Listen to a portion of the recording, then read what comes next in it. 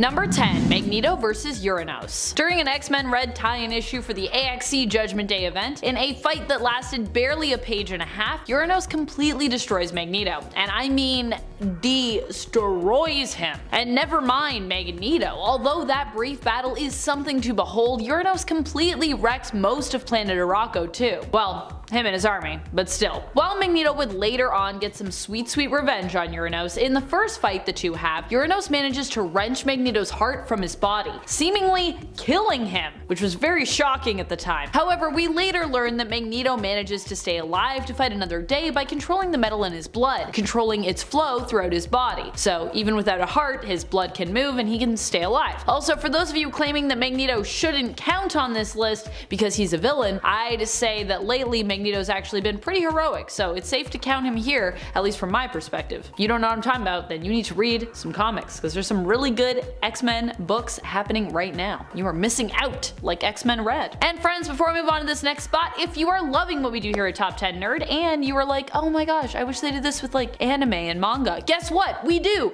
And you can check it out over at Most Amazing Top 10 Anime. Number 9. Aquaman vs. the Death Kraken. I mean, this is definitely a one-sided fight, because in the end, Arthur has no chance but to basically give up. Or, well, I guess not give up per se, but to potentially sacrifice himself to defeat the enemy. Which makes it sound a lot more balanced than it is, but trust me, it's not that balanced of a fight. The Death Kraken is basically a giant cosmic kraken known as a space kraken. These beings roam the cosmos, devouring parts of, or in some cases, entire worlds. Kinda like Galactus, but more terrifying to behold because, you know, they're krakens. The Death Kraken has an intense hunger for death, and so wants to actually devour worlds, whereas its twin, the Flood, hungers for oceans. In order to defeat the Death Kraken, Arthur realized that he had no other choice but to enter the Kraken, allowing it to basically consume him whole, as he had the life force within him, the opposite of the death energy that the Death Kraken was sustained by. So he was like, that should cancel the other one out and I should be able to defeat it. Aquaman successfully did defeat the creature, but it is implied that it cost him his life to do so. And I mean, I can't see any other way that would have gone. I mean, look at that thing. The Death Kraken is massive and it's horrifying. It's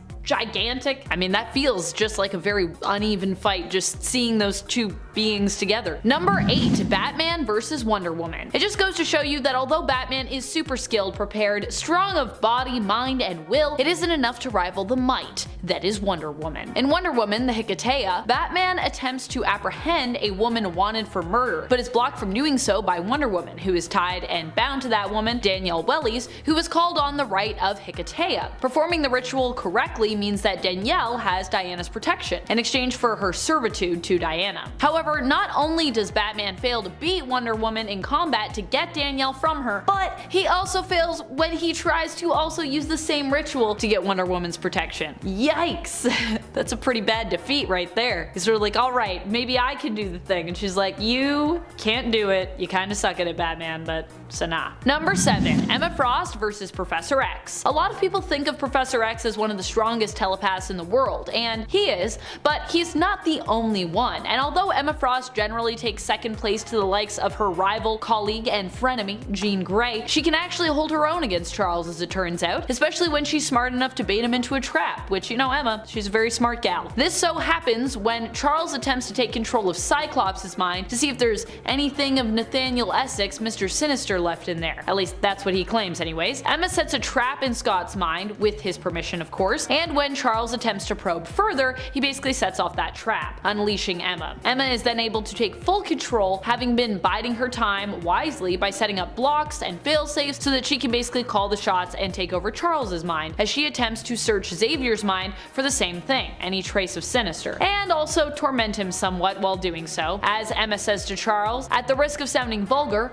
I own you, which, yeah, she kinda did there for a second. Number 6. War Thor vs. Mangog. Mangog in general is just completely nuts when it comes to his power levels. There are less that are actually able to stand up against him in comparison to the number that he's decimated at one point or another in the comics. I mean, yeah, only a few people can do that. But one of the heroes who got it the worst was probably War Thor. War Thor ended up being confronted by Mangog and being classified as a god, and was absolutely decimated by him as a result. Issue number 7 701 of Mighty Thor showcases a brutal fight between the two when Mangog comes looking for the rest of the Asgardians and only finds War Thor. He even manages to completely destroy War Thor's hammer, which is super sad. Also then, of course, War Thor gets destroyed because no hammer, no War Thor. Number 5, Professor X versus Cyclops. I mean, this fight could easily be very one-sided, possibly going either way depending on who was writing and depending on where these characters were. But this one was really one-sided because it ended in death. Charles's death. Professor X died in the raging fire of Scott Summers' Phoenix. During Avengers vs. X-Men, Cyclops became one of the chosen Phoenix Five after Iron Man, while attempting to destroy the Phoenix Force, split it into 5 instead. Cyclops becomes the last of the 5 left with the power though, and it becomes too much for him, corrupting him. Professor X, at this time a pretty hated dude, his revelations of all the awful stuff that he'd done in the past had come to light in recent years, attempts to talk his star pupil down. But Cyclops is not gonna hear it. Pissed at Xavier, and rightfully so to be honest, although this may have not been the best timing for him to do this, Psyche refuses to give in to Charles's control and simply straight up kills him in response. As he could do because he has the Phoenix Force. So I mean, I guess Charles was like, I can win this. I got like emotional things I can use. No, didn't work. Phoenix says no. Number 4, the Fallen One versus King Thanos. This fight is literally described as one-sided in the comic it appears in itself. This one comes to us from the alternate reality where Thanos wins in issue number 17 of the 2016 Thanos series. With this arc in the series, Thanos wins, being by Donny Cates. Thank you, Mr. Cates, for giving us Cosmic Ghost Rider in this one. So awesome. Here we see the Fallen One, who is now shiny Onyx, formerly Silver Surfer, deemed worthy enough to wield Mjolnir. He fights against King Thanos, who has killed almost all life in the cosmos. The Fallen One attempts to make him pay and initially has the upper hand, but in the end is beaten back, impaled, and torn asunder before being pulverized. And he also loses his buddy Hulk, so it's really sad. Number 3, Batman vs. the Joker. Not just any Joker either. For this point, we are talking about Emperor Joker. This is an extremely powerful version of the Joker who gets 99.99 of Mr. Mixie's Pitilix power after tricking him out of it. Mr. Mixie was going to give Joker 1%, but he got swindled by the jokester because of course he did. The Joker uses his newfound power to do a bunch of nasty things, but one of which is basically tormenting Batman on a daily basis before killing him each and every day, only to resurrect him the next day, bringing him back so he can do it all over again. The defeat is actually so traumatic for Batman that eventually, when Superman does find a way to beat the Joker, restoring the world to normal, Superman is actually forced to take Batman's memories of the daily torment from his mind. Otherwise, Batman would have been unable to operate as a hero, or really a person, as that entire experience broke him. Also, you know something's bad when it breaks Batman. He's a pretty unbreakable guy normally. Number 2, Green Lantern versus Batman and Robin. What can I say about this one? Well, it comes from Frank Miller's All-Star Batman and Robin, The Boy Wonder, so I think you can imagine how it goes. Yeah. All-Star Batman and Robin is an experience, to say the least. In issue number 9, Green Lantern comes by to try and tell Batman he's taken things too far, warning him that he's putting people in danger, and basically imploring him to just stop being such a crazy jerk. Seemingly, Hal's house call is triggered specifically by the fact that he is accusing Batman of kidnapping Dick Grayson, who he does not know but suspects is Batman's new sidekick, Robin. Despite Batman trying to deny this, even though, like, Hal's not dumb Batman. He can put the pieces together. Batman evidently does not want to hear it, and he's been preparing for Hal's arrival, as we can see from the beginning of this issue. He and Robin paint an entire safe house of his yellow so that he can super easily kick Hal's butt in it when he invites him there to, I guess, meet. Yeah, because yellow is the color of fear on the emotional spectrum, and so therefore it is Hal's weakness. So yeah, defeated with lemonade. I don't know. Number 1, Green Lantern versus Batman. A lot of times Batman gets the final say in these Green Lantern fights. For this point, we are not talking about Hal Jordan though, but instead everyone's favorite Lantern, well, at least some people's favorite Lantern anyways, Guy Gardner. Guy Gardner is a Green Lantern who's been known to get on his teammates' nerves. At times, his cockiness is a little too much for his fellow heroes, which may have been the case when Batman referred to him as a mongrel. But of course, Guy did not take such an insult in stride. In response to this, he challenges Batman to a fight he is sure to lose, unfortunately. Batman accepts the challenge and knocks him out in one punch. which comes back a few different times in the comics. It's a pretty memeable and hilarious moment, to be honest. It's important to keep in mind that Guy, isn't using his ring in this fight, although he didn't get much of a chance to, even if he wanted to do that. As Mr. Miracle says, "I'll say this for Batman, he's efficient." Just one punches Guy Gardner, oh boy. Number 10, Iron Man vs. Squirrel Girl. I love how even during Doreen Green's very first appearance, she earned her title of being unbeatable. The very first time we meet Squirrel Girl, she's attempting to impress Iron Man in the hopes of earning a place at his side as his sidekick. The crazy part is she successfully ambushed him too. During a test flight for his new collision avoidance radar, that's really what he calls it, Doreen jumps onto his flying suit of armor, with him inside. Unable to see except through digital readouts that appear on a visor he's wearing, he is successfully surprised and thrown off course. When Iron Man attempts to remove his visor, Doreen uses her tail to block his vision still. In the end, they both crash to the ground, and Doreen introduces herself as Squirrel Girl, explaining that she simply wanted to prove herself to him in order to earn a place as his pard, short for partner. Sadly, he turns her down, even though she did prove that she's pretty awesome, I think, in that issue. And friends, before I move on to this next spot, if you are loving what we do here at Top 10 Nerd, please head on down, give this video a thumbs up, also to let us know that you want to hear about some more one-sided fights. Number 9, Trinity vs. Harley Quinn. In one of what can only be described as one of the most wild fights ever that seems to be more about clout than powers or ability, Harley Quinn managed to defeat not one, not two, but all three heroes that we consider as belonging to DC's Holy Trinity. We're talking about Batman, Wonder Woman, and of course, Superman. When did this go down? During Heroes in Crisis. And how did Harley do it? By playing on the weaknesses of the heroes she was up against, and also utilizing Batman's utility belt, of course, which in and of itself generally is equipped with items needed to take down Bat's colleagues, because that's just how Batman rolls. It's like, I always got kryptonite on me though, just in case, you never know. Number 8, Jubilee vs. Wolverine. Sometimes heroes get slapped by other heroes. Slapped. Such a great onomatopoeia. In the case of Jubilee, this is what happened when Wolverine came face to face with her. Of course, this wasn't just normal Jubes, this was Jubes under the influence of the Shadow King. She was possessed by him, in fact. Initially, Wolverine baited her in by promising that he wouldn't hurt her. Wolverine says, in fact, "I ain't gonna fight you, Jube. I couldn't." But it turns out that that's a lie. Although he doesn't badly injure Jubilee, knowing she is not in control of herself at this moment, he does knock her out with a slap. A slapped, if you will.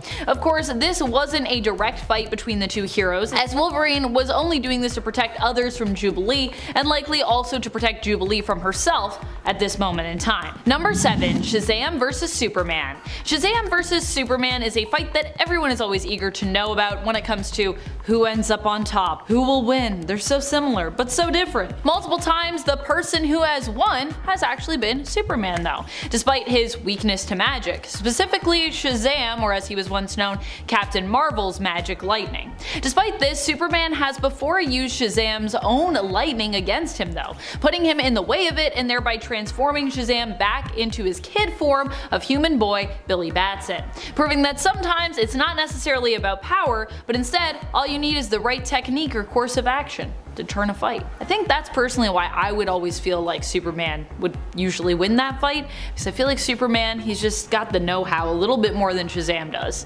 Experience, experience. Number 6, Gambit vs. Wolverine. Although this might not be as satisfying for our editors here at Top 10 Nerd, sorry editors, this one comes to us from the Wolverine podcast series, really in essence a serial radio play, so not a lot of images, but there's lots of images of Wolverine and Gambit that exist, so hey. For this one, I am talking about Wolverine the Lost Trail. By the way, if you haven't listened to either The Long Night or Lost Trail, I highly recommend both. They are both very well cast, produced, and with a great story. And if you ever wanted to picture Richard Armitage as Logan, you can do so here, as it's his voice you're going to be hearing in this role. In the episode Greenhaven is Everywhere, the penultimate episode for this story, Logan frees himself from Jason Wyngarde's control, only to to face a still mind-manipulated Gambit. While Gambit attempts to convince Logan with the words that joining Wyngarde's Greenhaven is the right thing for him to do, Logan, of course, refuses to hear it. He's not about the mind control right now, he's not feeling it. As a result, Gambit pulls out his cards and tensions begin to rise. The two actually circle each other, which you can hear reflected in the audio dialogue if you happen to be listening with headphones on.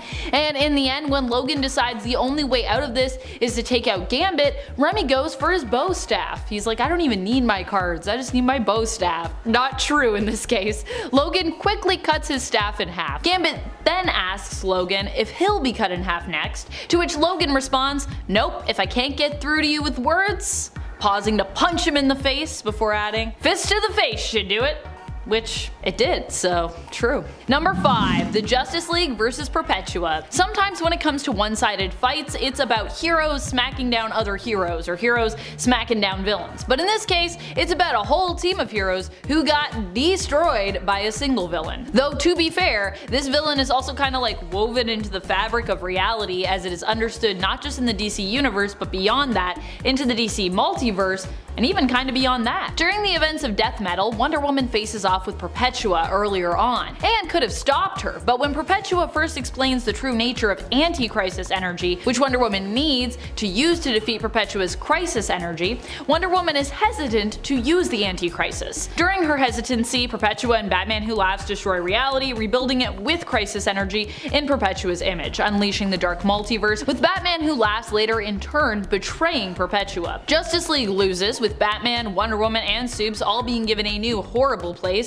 in this dark world. While this loss is shocking and intense, later Diana does become willing to unleash the anti-crisis energy after understanding the cost of it and deciding that although it's a pretty scary change, it's still better than, Perpetua's and Batman Who Laughs' way. So it's a temporary loss, but still it was quite a dramatic one, and we got a lot of cool alternate versions of characters, so yay! Number 4. Doctor Doom vs. Squirrel Girl. In the same issue that Squirrel Girl handily defeated Iron Man, although he remained unimpressed with her, Squirrel Girl also takes on master villain Doctor Doom and once more proves her mettle as an unbeatable superhero. Here it was Squirrel Girl's ability to communicate with squirrels that allowed her to defeat Doom, causing him to abandon his own ship. I kid you not. I also love how Doom, I feel like, still sees this as a victory in his mind. Also, I bet Doom would say this was a Doombot. I don't know if this has been retconned to a Doombot yet, but I could see Doom saying that. Basically, Dorian Green has been an unstoppable force since day one,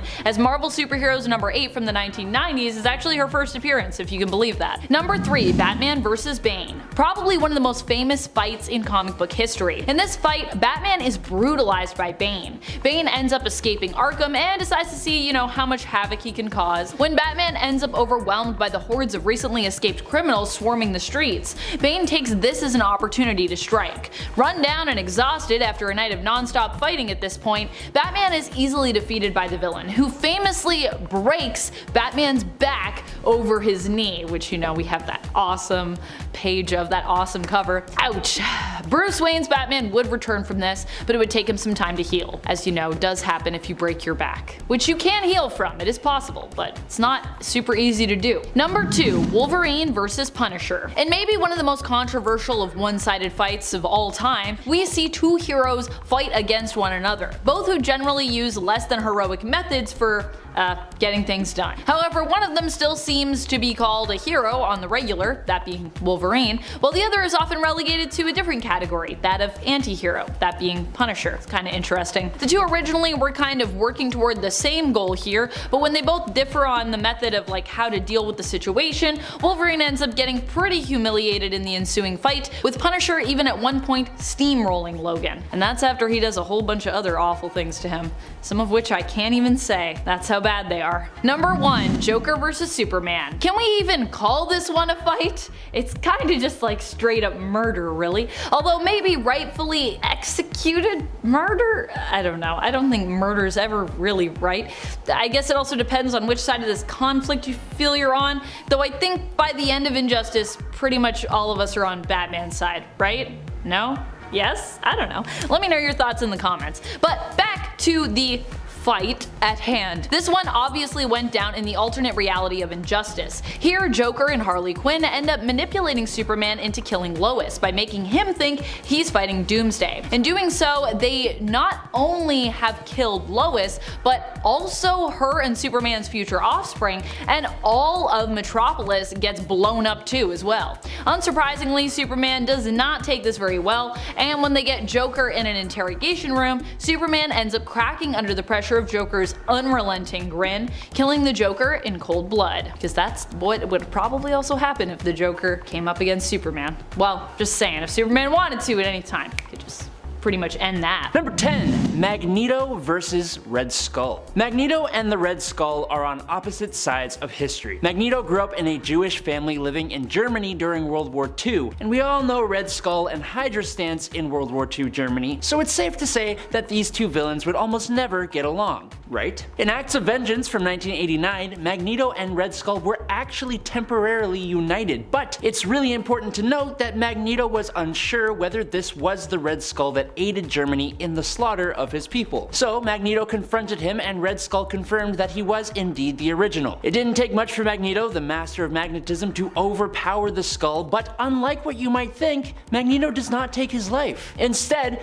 Magneto leaves the Skull isolated in a stripped down fallout shelter 20 feet underground. He removed the ladder from the escape hatch, gave him 10 gallons of water, took out his homing transmitters, gave him no food and no light, just water, air, and his own depraved thoughts. Number 9. God King Doom versus Thanos. 2015's Secret Wars has Dr. Doom receiving the power of the Beyonders at the conclusion of Time Runs Out. The Latvian dictator is able to save reality from complete destruction at the hands of the Beyonders, stealing their power and merging all reality into a place called Battleworld, which he rules over as God Emperor. A few characters show up on Battleworld with their full memories intact, and they try to stop Doom and put things back to normal. One of them would be Thanos. Thanos, being the smug mad titan he is, decides to challenge Doom and refuses all of Doom's offers to work with him. So, in one quick movement, Doom plunges his hand into Thanos' chest, grabs a hold of his spine, and turns his body to ash, leaving one of the most amazing comic panels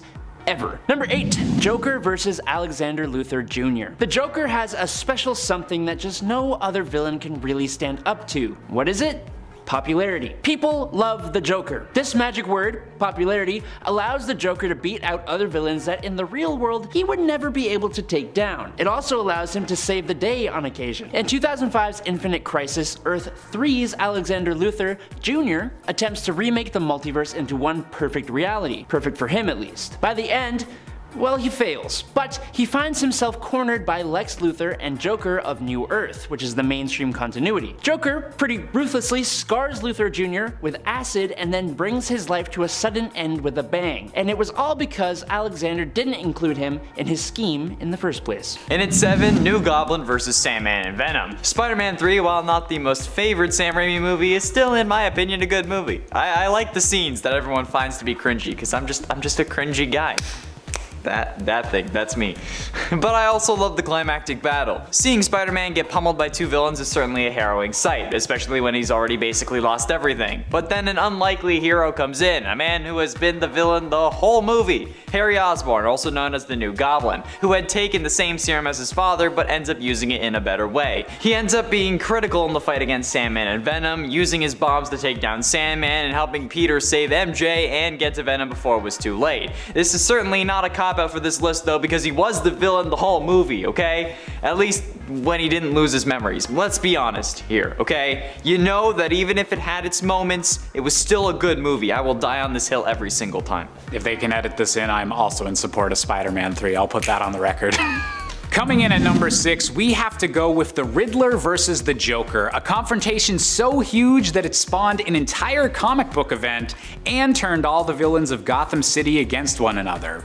When the Riddler reached out to the Joker to ask for his help in teaming up to finally kill the Batman together, the Joker responded by unexpectedly shooting the Riddler flat out in the stomach.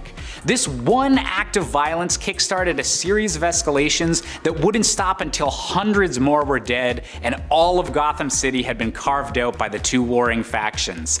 And while the two villains would eventually reconcile after Batman foiled both of their master plans, it just goes to show how dangerous two angry supervillains pointed at one another can be. Halfway through in at number 5, Venom vs. Carnage. Venom vs. Carnage comes up whenever and whatever reality Carnage is introduced in. And while yes, Venom is a villain, he has a purpose. The symbiote wants to get back to Spider-Man and Brock wants to kill him. Sometimes the two share this goal. However, Carnage just wants, well, Carnage. So when he starts going a little too berserk, Venom does end up teaming up with Peter to stop him. Whether it's just because he needs Spider-Man alive, or Carnage goes too far and kidnaps someone Brock cares about, like in the 90s animated cartoon. But either way, it's certainly an interesting scenario, especially with Venom Let There Be Carnage having come out recently, which features this fight just as literally the main point of the movie. However, usually Venom doesn't seem to fear his asexually spawned son, which is, it's still weird. Carnage is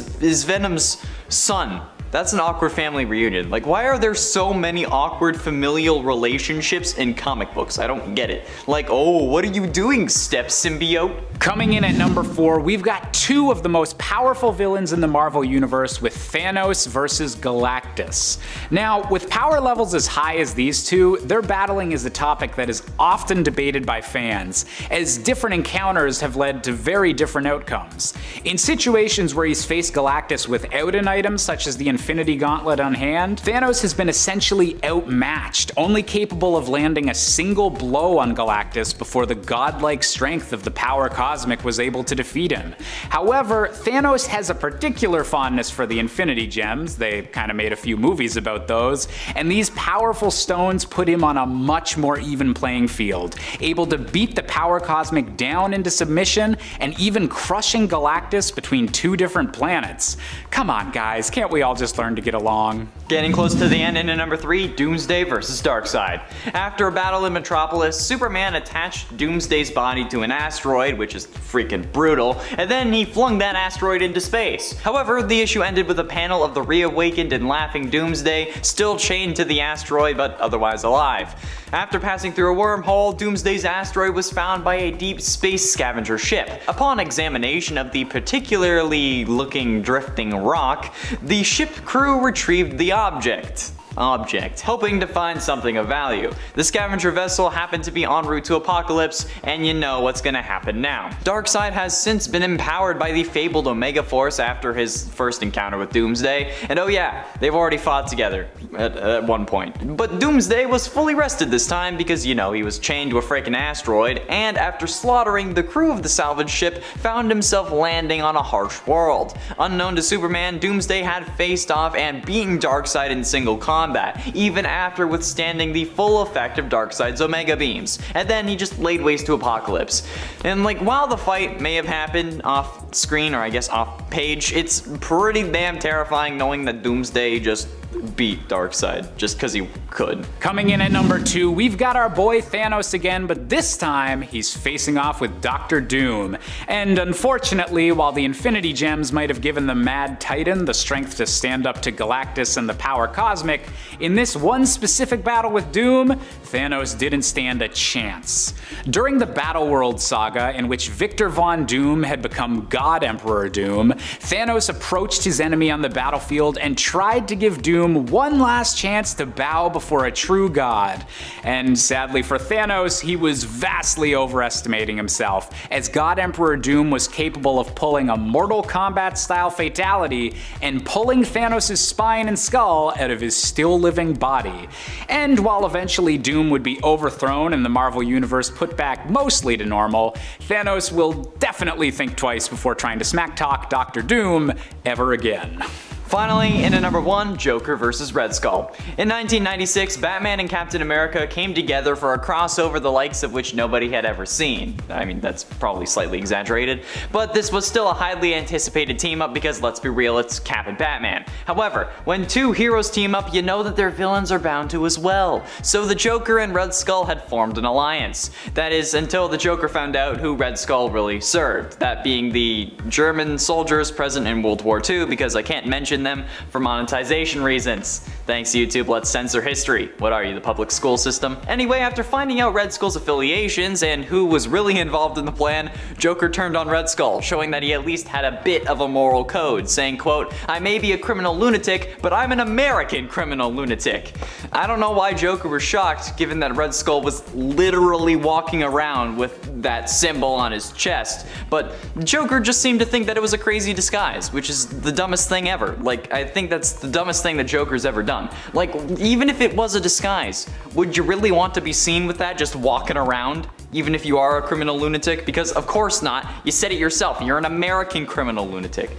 I mean, like, think for once, bro. Come on. Number 10. Batman vs. Red Hood. During the story Under the Red Hood, Batman ends up face to face with Red Hood, aka Jason Todd. For years, Jason Todd was thought dead, but at this point it's been revealed that he is in fact alive, and has been for some time. Jason decides to return to Gotham and seek out Batman as the vigilante Red Hood. However, there is a great conflict between the two, with Batman fighting Red Hood during their first encounter and later condemning Jason for his brutal form of justice and his willingness to kill those who stand against him. When Batman attempts to persuade Jason to rejoin him, this has the opposite effect, only turning Jason more towards the darker path. Jason gives Batman an ultimatum: kill the Joker or kill him. You see, Jason wasn't mad that Batman wasn't able to save him years ago, or that he didn't come looking for him after his seeming death. He was mad that the Joker was still alive, with Batman allowing him to go on living, despite what he'd done. Batman refuses, however, to kill Jason or the Joker, instead preventing Jason from shooting the villain. As a result, Jason becomes an enemy of Batman, and a villain in general. And friends, before we move on to this next spot, if you are loving what we do here at Top 10 Nerd, why not show us you love us by hitting that subscribe button?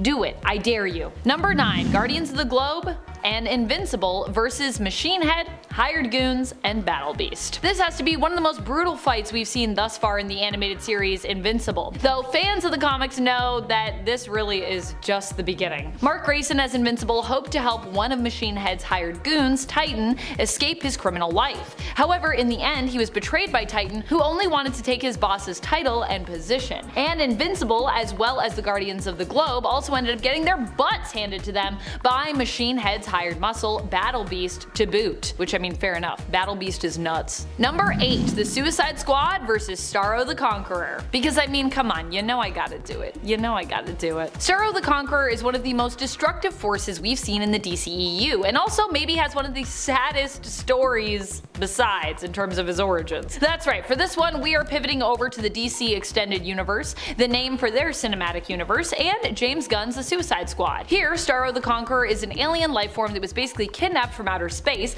brought to Earth, and experimented on by the Thinker. Over time he has grown to be massive, and of course quite angry at his captors. When the Suicide Squad are tasked with uncovering the secret of Project Starfish and destroying the base that houses it, they end up freeing Starro, causing mass destruction in Corto Maltese. They defeat Starro in the end, but some of them of course die along the way, and the amount of property damage and casualties as a result of this fight is pretty immense. Number 7. Wakanda vs. Namor the Submariner. This fight targeted the entire, often mostly heroic nation of Wakanda, and what's more, it was another supposed hero, or at least anti-hero, doing the damage. This all went down during the Avengers vs. X-Men event, with the Avengers said to have taken up refuge in Wakanda, and Namor being possessed by a piece of the Phoenix Force belonging at the time to the Phoenix Five. He decided to use his power to draw them out. How did he do this? Well, with a tidal wave that destroyed much of Wakanda, killed or hurt many of its people, and ended up causing a split between everyone's favorite couple, T'Challa's Black Panther and Aurora Monroe's Storm. Thanks for that, Namor. Namor! Number 6. Great Ring of Arakko vs. Uranos. This one was pretty brutal for Arakko, and it was a surprisingly quick fight. This all went down during the event Avengers vs. X-Men vs. Eternals Judgment Day, or AXE for short. With the revelation to the world that the mutants were capable of resurrection, new Prime Eternal Druig realized he could use this information to his advantage, and to strengthen his rule. He decided to label the mutants as deviants, seeing their ability to control life and death as excess deviation. Labeling it as such, he went to war with them, and was even convinced to release eternal criminal Uranos. Uranos is known for being one of the most effective warlords around, removing any and all who basically stand in his path, and eradicating them and whatever race they belong to or world they belong to completely. When Druig unleashes Uranos on Mars, now known as Planet Arakko, the ruling government known as the Great Ring does not stand a chance against them. I feel like within within the first 5 or 10 minutes of that fight, they're pretty much defeated as well, which is pretty crazy because they're like all Omega level mutants. Number 5, Marvel Universe versus the Progenitor. This one was quite the doozy. Remember how we were talking about AXE? Well, doesn't end with Druig unleashing Uranos. Although Uranos plays a key role and is a massive threat in this story, he isn't even the main antagonist here. That role is actually taken by the Progenitor. The Progenitor is the Rebel Eternal's response to Druig's reign and his attack on mutants. They decide the best way to stop him is to resurrect a Celestial, creating their own version of one of the cosmic gods, and giving it a moral system which would actually help the Celestial to see their side of the argument, thereby defeating and deposing Druig. This, however, does not work out as planned. With the help of the Avengers and mutant geneticist Mr. Sinister, the Eternals create their god, but it turns out that the Progenitor is less interested in judging solely Druig and more interested in judging all of Earth. And if found lacking, the Progenitor promises that within 24 hours, Earth will be destroyed as a result. And after the 24 hours are up, and it does indeed judge Earth to be unworthy, it begins to deliver on its promise, killing many of Marvel's most prominent and most powerful heroes. Number 4, Superman versus the Joker and Harley Quinn. This one definitely ended in major disaster, as it was the event that ended up resulting in the Injustice timeline here. And we all know how that ended up. Awfully. This was a really one-sided fight too, as Superman didn't really stand a chance against the Joker and Harley Quinn's machinations. Which sounds weird to say considering it's Superman, but that's what happened. In this world, they manipulated Superman into thinking that he was fighting Doomsday, when in reality he was actually fighting Lois Lane, you know, his one true love. Discovering only too late what he'd really done, the realization of what they'd made him do basically broke Superman. He would end up killing the Joker in cold blood and turning into a tyrant as a result of this targeted and grossly successful attack on Supes and his family. Number 3, Marvel Universe versus Onslaught. When Marvel's heroes came up against Onslaught, it took all of them banding together, even joined by some villains, to stand a chance against him. And even then, this seemingly was not enough, with many heroes sacrificing themselves in order to defeat Onslaught for good. At first, we were made to believe that these heroes were dead, gone for good. That's how deadly the threat of Onslaught was. People were willing to lay their lives on the line. Fortunately, that's not exactly what happened, and instead, Franklin Richards, the child of Reed Richards, aka Mr. Fantastic, and Susan Storm Richards, aka Invisible Woman of the Fantastic Four, was able to save the day. Despite his youth, Franklin at the time had immensely powerful reality warping powers, and used them without really even being super aware of it, kind of subconsciously, to safely stow Earth's heroes away in a pocket dimension. Onslaught would be defeated, the heroes saved, and shortly after they would make their return to the main reality of Earth 616. But still, we thought they were all dead, so it was a pretty big cost, it seemed at the time. Number 2, Captain America versus Iron Man. When these two fought just as the 2015 Secret Wars event was starting up in Avengers issue number 44 during Time Runs Out, it was literally a fight that ended with the destruction of the multiverse. I don't know how much more disastrous that can get. While Captain America and Iron Man weren't the ones behind the destruction of the multiverse, they also weren't doing much to help prevent it at this point either. This fight had been a long time coming at this point, considering all the pent-up frustration and tension that had been growing between these two over the years, especially after the events of Civil War. The thing is, there will always be room in the comics for a fight between Cap and Tony, because, well, they're both so different in terms of their ideologies. Unless I guess we are in the reality of Earth 3490, where Steve Rogers and a female version of Tony named Natasha Stark are actually married. Although, I'm sure even those two fight, right? Marital fights. Number 1, DC Universe versus Perpetua. Perpetua is one of the greatest threats the multiverse has ever faced when it comes to DC Comics. And when our famed heroes first faced her, guess what? They lost.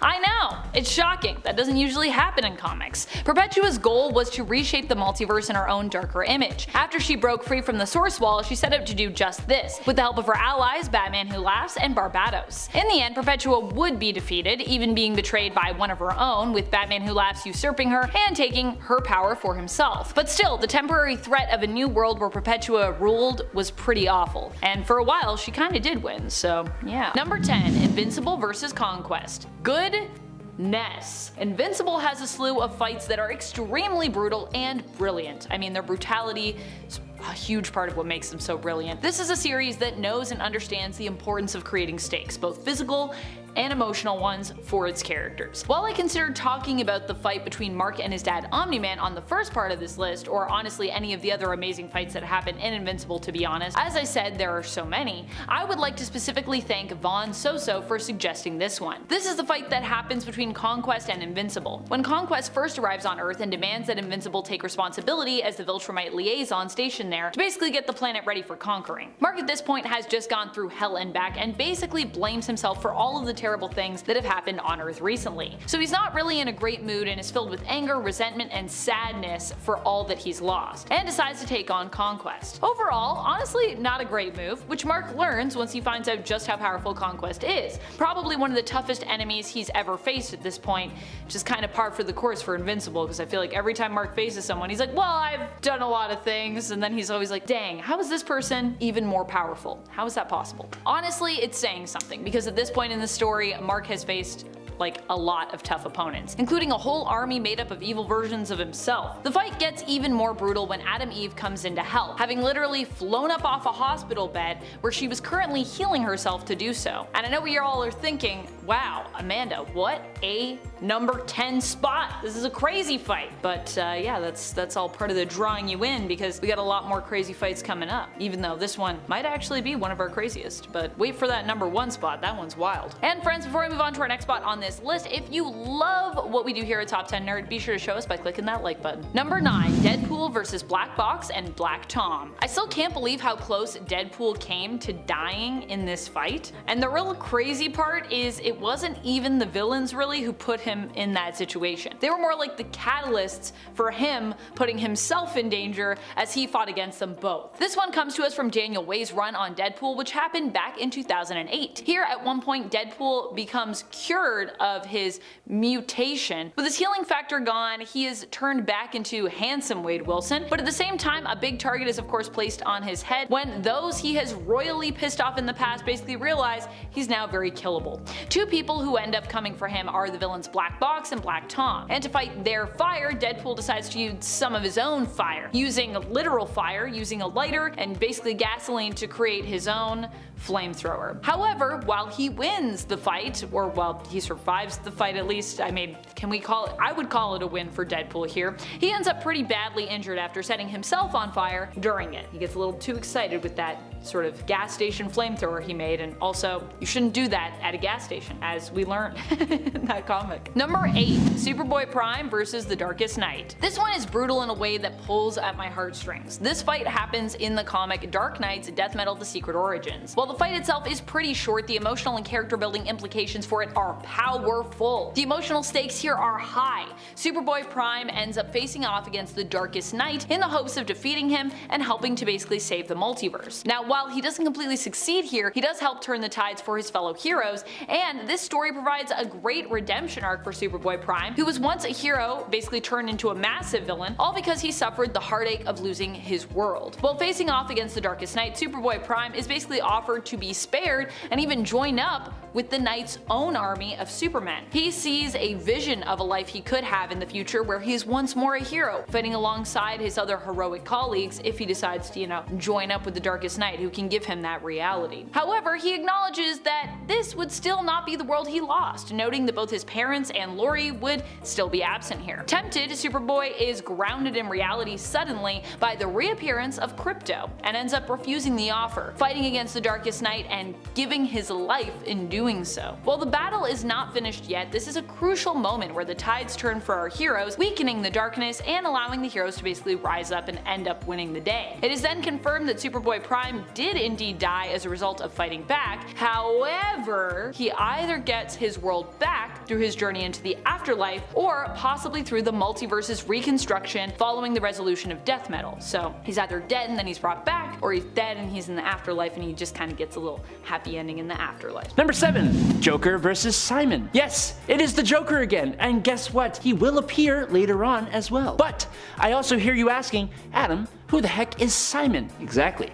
That's my point. You think that the infamous Joker is going to fall to a guy named Simon, who most people haven't even heard of? Simon is a villain of the Teen Titans who has vast telekinesis and telepathic powers, and he is also the leader of the Fearsome Five. But in Salvation Run number 2, he is a member of the new Injustice League when a bunch of villains get exiled to an alien world. He attempts to convince his fellow supervillains that escape is impossible, and then proceeds to lay down plans for beginning a new civilization, only to be very abruptly interrupted by the Joker, who runs up and smashes Simon's brain in with a rock, repeatedly. Like I said, it was very abrupt. Number 6, General Zod versus Captain Boomerang. Never put a captain up against a general.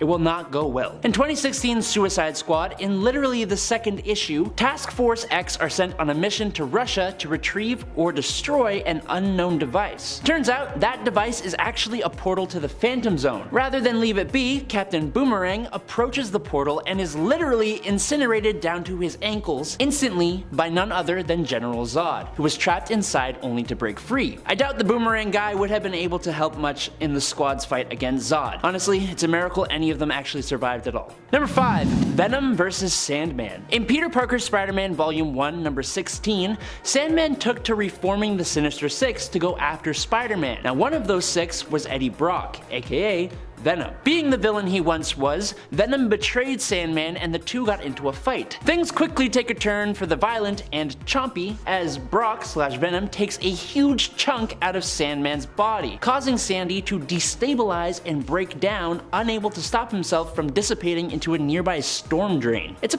pretty awful and pretty quick dispatching. Sandman does eventually return, but not as his old self, as the years spent in a kind of ghostly form left him in kind of tatters. Damn Venom. Number 4, Kite Man vs. Riddler's Army. Okay, I am a sucker for an underdog. In Batman Volume 3, there was the war of jokes and riddles between the Joker and the Riddler, surprisingly, each fueled by their desire to take Batman's life. Now, each of these lunatics had gathered up a group of villains to their side, and they caused a hell of a lot of damage to Gotham and its people in their war. One person caught in the crossfire would be Charles Brown. Charles became a mole for Batman in Joker's army, and when Riddler found out, he brought Charles's son to an end. Charles became Kite Man and joined up with the Joker to get revenge. With Batman's help, Riddler takes down Joker's army one by one, leaving only Kite Man, who is forced to switch sides. In the final climactic battle though, Kite Man helps Batman and Riddler's army infiltrate the Joker's holdout, and when the battle is won and the villains turn on Batman, Kite Man had a backup plan that allowed him to almost single-handedly incapacitate 8 of the biggest bads on Batman's rogues gallery, helping Batman save the day. Never underestimate Kite Man. Hell yeah. Number 3, Batman Who Laughs vs. Perpetua. Remember how I said Joker would be showing up again? Well, I kinda half lied. It's actually a Jokerized Batman, which is taking 2 of the arguably most popular DC hero and villain combos and mashing them together. Who can stand in the way of that? Also, to call this fight one-sided is a little debatable, but the Batman Who Laughs rose from being just a man to becoming a multiversal level threat very quickly after he gained access to the powers of Dr. Manhattan. This level of power allowed him to face and defeat Perpetua, one of, if not the, most powerful god in DC Comics, who is mother of the multiverse. He became the nightmare of one of the most powerful beings in all of DC Comics, sealing her away within fragments of the Source Wall. Number 2, Thanos vs. Loki. Taking a break from comic books for a moment here, let's journey to the MCU. Loki is one of those characters who has elevated himself beyond the status of villain into a bit more of an anti-hero role, and the popularity of Tom Hiddleston's portrayal of the character is likely somewhat to blame for that. But popularity is not saving this character. In the opening of Avengers Infinity War, Thanos attacks the remaining Asgardians after the events of Ragnarok. Though they are Asgardians, he does seem to lay waste to them pretty easily. With Loki feigning allegiance to the Mad Titan, he makes a move against Grimace with a dagger only to be stopped,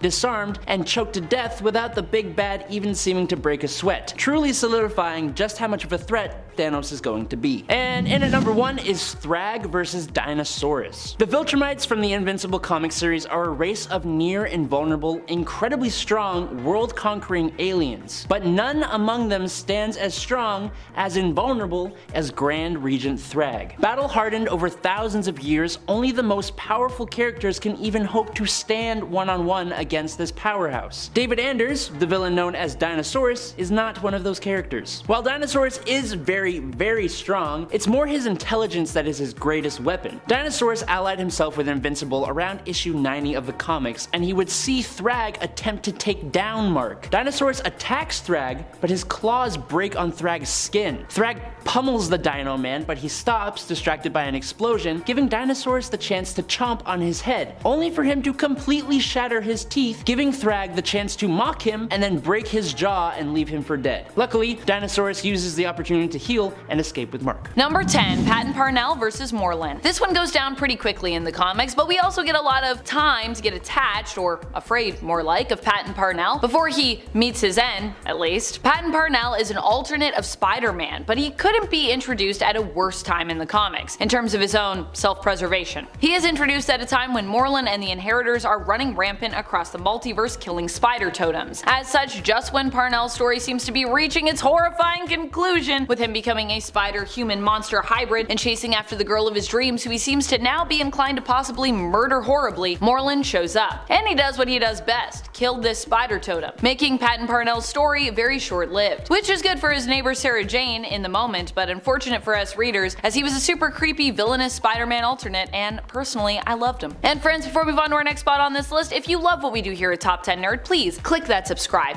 Do it. Do it. Do it! Number 9, Joker vs. Red Skull. Oddly enough, despite being from two very different worlds, these two fought one another in the comic Batman and Captain America, a joint comic venture from both Marvel and DC, written by and with inks by John Byrne. While Batman and Captain America teamed up in the comics, also swapping sidekicks, so do their enemies, the Joker and Red Skull. However, when the Joker learns of Red Skull's bizarre patriotism and ideology, he swears to fight against him. On learning of the Skull's allegiance and Red Skull's offer for Joker to join him and his people, Joker responds by stating, "I may be a criminal lunatic, but I'm an American criminal lunatic." Despite his strong stance against the Red Skull and what he represents, however, Joker is pretty easily defeated here in this fight, being knocked out by one of Skull's goons before being dragged onto the plane to be taken back to Germany. Of course, they never do make it there, and Joker gets the last laugh in the end. Well, really the heroes get the last laugh in the end, but like many fights involving the standard Joker, this one against Red Skull is fairly one-sided. Number 8, Green Goblin vs. Sin Eater. I think the really cool thing about this fight is that in defeating Norman Osborn, Sin Eater also freed him. For Sin Eater, defeating a villain usually has to do with absolving them of their sin, which was exactly what happened here when Sin Eater finally caught up to Norman Osborn. Taking his gun, he fired and shot Norman directly, thereby removing his sin from him. Norman begged and pleaded to not be absolved because he claimed he wanted to beat his own demons by himself, but it turns out that this was likely not really Norman talking but the Green Goblin, who probably was just pleading to try and maintain his sense of evil. Number 7, Mephisto vs. Khonshu. While Mephisto doesn't end up as being permanently defeated, Khonshu, with his avatar Moon Knight, still manages to kill a hefty number of Mephistos. It turns out there are a bunch of different alternates, so Mephisto is able to just kinda like keep coming, but Khonshu, with stolen powers of the Avengers and the help of Moon Knight, ends up defeating 100 Mephistos in one day, which is wild. That's a lot of Mephistos. One is honestly a lot. And if you're wondering why Khonshu is being considered a villain here, it's because during this story arc, Age of Khonshu, he was actually kind of revealed to be one, acting in the name of justice but really taking over the world himself and then turning it into kind of like his own Egyptian underworld in the name of defeating Mephisto. Number 6, Doctor Doom vs. Morgan Le Fay. Doom is often one who believes he is more powerful than all, and in most cases, he's usually right, possessing a brilliant mind and extremely powerful will, and also being skilled in the use of magic. However, even with being a former student of Morgan Le Fay's, even his magic prowess is no match for her own. When Morgan learns that in the future her student and lover Victor will betray her, she decides to strike first. She travels through time to kill him, and although he attempts to stand against her, she very nearly succeeds in defeating him for good. But even though the Dark Avengers do come to stop her, the initial battle here is quick and painful for Doom before he ends up being rescued. Number 5, Killer Croc vs. Bane. Back in Batman Batman issue 489, two heroes known for their strength and sometimes monstrous nature fought one another. And while they may have seemed more evenly matched on paper, one of them made quick work of the other. We are talking about the fight between Bane and Killer Croc, which happened in the pages of Batman back in the 1990s. While initially Killer Croc seems confident in this fight, things quickly turn south after Bane breaks his arm. From there, Bane continues to basically kick his butt and leaves him knocked out and bleeding amongst a pile of toys in the Eden Park Mall. The crazy thing was that Bane and Croc didn't even really fight because they had beef, but more because Bane wanted to face Batman. However, Bane leaves after discovering that the Batman he's come across here is not the true Batman, but John Paul Valley. Number 4. Ishmael Gregor vs. Black Adam. This one comes to us from the recent DC film released exclusively in theaters, Black Adam. The initial fight between these two characters is a fast and brutal one, thanks to Black Adam's rage. In this world, Black Adam is more pitched as an anti-hero, but in the comics, he has been known as a straight-up villain before. Although right now, I would say in the comics, he's also more of an anti-hero, so kinda makes sense. Still, even in the DCEU, this is a guy who has god-tier powers and who just straight up kills people who get in his way. In the case of Ishmael Gregor, he is the descendant of Black Adam's oldest enemy, the King of Kahndaq, who once oppressed his own people in search of greatness. When Ishmael seems to be trying to follow in his ancestors' footsteps and also kidnaps the son of Adriana Tomaz, Amon, both of whom are Teth Adams' allies, Black Adam loses it, emitting a powerful blast of electric energy that defeats Ishmael instantly. While this defeat is swift, it turns out that it's not permanent, however, as this may have been part of Ishmael's plan all along. This one comes from a super random place, but is a pretty intense fight between what are likely the two main baddies of the MCU thus far. In the comics Avengers Mech Strike issue number 4, Thanos is brought into this fight to face Kang, who the entire Avengers are basically up against. Unfortunately, despite Thanos' strength and brilliance, even he cannot defeat the Master of Time. All it takes is for Kang to lay his hands on Thanos and force him to experience the power Kang holds over time itself. He ages Thanos rapidly with his touch to the point that Thanos is no more than a skull, which is a creative way to kill him considering that Thanos was boasting of taking Kang's skull for his own trophy following their fight.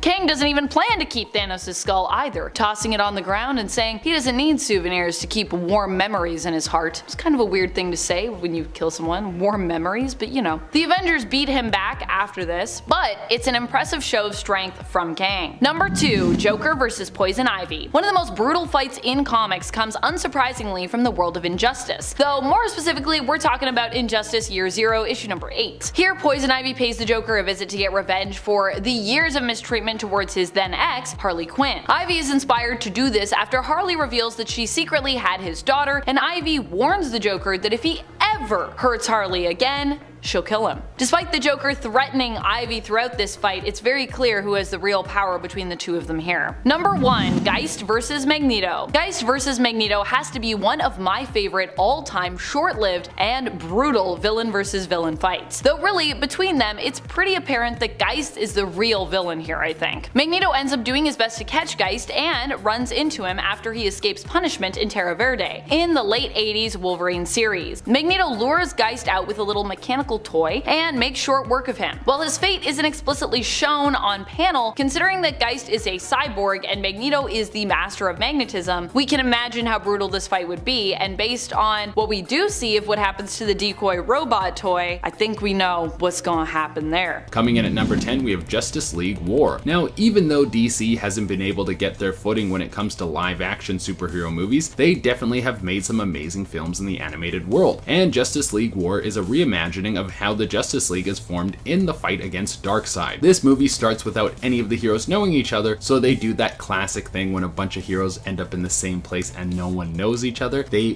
fight. Now, in this fight, Superman really does own Batman. Everything that Batman tries to throw at him gets stuffed without even coming close to slowing Superman down. So why did I put it on this list? Well, the thing that brings the fight to the end is right before Superman is about to punch the Dark Knight into another dimension, Batman calls out Superman by his real name, Clark Kent, stopping him dead in his tracks. This is what makes Batman so incredible. In this rendition of the DC universe, he was the first person in the world to figure out who Superman was, and through his powerful intellect, he took complete control of the situation. He had that trump card in his pocket the whole fight. So one could argue that the entire time Batman looks like he's getting owned was just him studying Superman so he could learn how to fight him better. He could have called this out at any point. Also, there's a reason why I put this one at number 10. It's because he kind of does get beat up. Coming in at number 9 is Batman vs Superman. Even though this movie was a massive stinky egg, it still had a Batman vs Superman fight that ended with Clark Kent begging for his life and asking Batman to save his mom in the infamous Martha scene. I'm looking past how much this movie missed the mark to highlight the fact that Superman came into this fight very unprepared, and Batman was the complete opposite. He had the kryptonite dust to turn Superman into basically a regular person, and he laid into him with some iron-plated right hooks. This all capped off with a kryptonite spear that left a nice slice wound in Superman's face. Imagine how this movie would have ended if their moms had different names. Coming in at number 8, we have New 52 Batman, number 36. One of my favorite things in the DC universe is when Batman is forced to take on a group of heroes, especially when it's the Justice League. It's always interesting to see how the writers will create new ways for Batman to earn his keep amongst the gods. In this issue, members of the League have been turned into crazed Joker versions of themselves, and one by one they go toe-to-toe with Batman, each one of them unable to beat the Bat. Batman is able to pull this off through a giant mech suit that he's created just for this special occasion that has a specific tactic to beat each one of these heroes. Now, when Superman shows up, the mech suit reveals that it has microscopic red suns in the fists that will drain Soup's powers while he gets his head caved in. But the Man of Steel blasts past these fists, he pulls Bats from the mech and starts flying him into space. Right when it seems like there's no hope for our caped crusader, he spits a wad of kryptonite gum into Superman's face, giving Bats the last-minute victory. This one wasn't a destruction of Superman, but he had to fight the main members of the League beforehand, so I'm gonna give him this one. And the gum was such a cool Batman trick. Coming in at number 7, we have The Dark Knight Returns. This is probably the most iconic Batman vs Superman fight, mostly because it takes place in one of the greatest comic books of all time. In this, we have Superman in a very weakened state from stopping a nuke from crashing into the United States, and Batman is in the most old geezer state we have seen him outside of Batman Beyond. Batman really pulls out all the stops in this fight. He has the classic robotic batsuit that was stolen for that garbage fire movie Batman vs Superman. He has help from his newest Robin sidekick. He blasts Superman with an entire city worth of electricity, and he has Green Arrow hit Superman with a special kryptonite dust that took millions of dollars to make. This leaves Superman human, with Batman busting his face before he fakes his own death. Now, if we go back and watch this fight, yes, Superman is holding back the whole time, so it's hard to say Batman destroys him. But this had to be part of Batman's plan. He knew Clark would pull his punches against an old man and an old friend, thus leaving him vulnerable to the kryptonite dust attack. And in the end, Batman wasn't looking to kill Superman, he just wanted to send a message, which he definitely did. Coming in at number 6, we have Armageddon 2001. Let's mess around with timelines a little. Armageddon 2001 is an alternate future where Supes has gone rogue and starts killing off heroes left, right, and center, along with destroying any military defense in the world that might fight against him. This means that the president has one guy to turn to, and it's good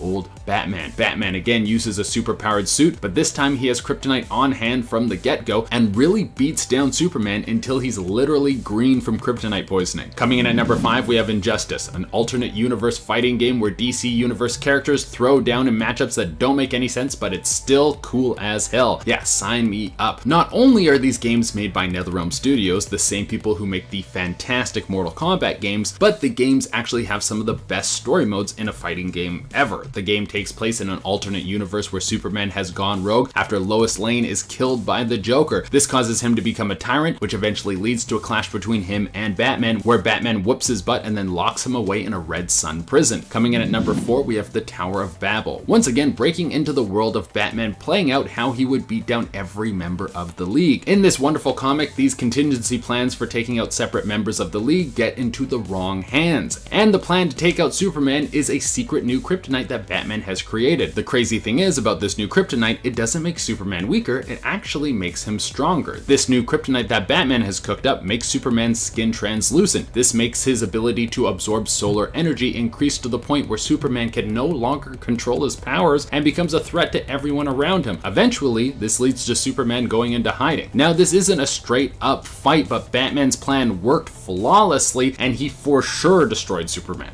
Coming in at number 3, we have Superman Red Son, a one-off comic that runs with the idea of what if Superman landed in the Soviet Union instead of America. This comic is amazing, and one of the best parts is when Russian Batman puts a beat down on Superman. He lures Superman into a trap that has him surrounded by red sun lights and then hits him with everything in the Krav Maga handbook. Superman actually almost dies in this fight, but then Wonder Woman swoops in to save the Blue Boy Scout from an early death, and then Batman actually commits suicide to avoid being caught. This would have probably been number 1 on the list if Batman didn't get help from Lex Luthor to pull off this plan. Coming in at number 2, we have The Dark Knight Strikes Again. This is the follow-up comic to the famous Dark Knight Returns, and I have to say, it's not as good, but it can be hard to follow up one of the best comics ever written. Well, in this comic, it has gone out that the Bat is back, and Superman goes to have a nice little chit-chat with him. Also, if you don't know, in this universe, Batman, along with a lot of the other heroes, are very old, and Superman and Batman aren't anywhere close to friends anymore. So when Superman shows up at the Batcave, Batman unloads a wagon of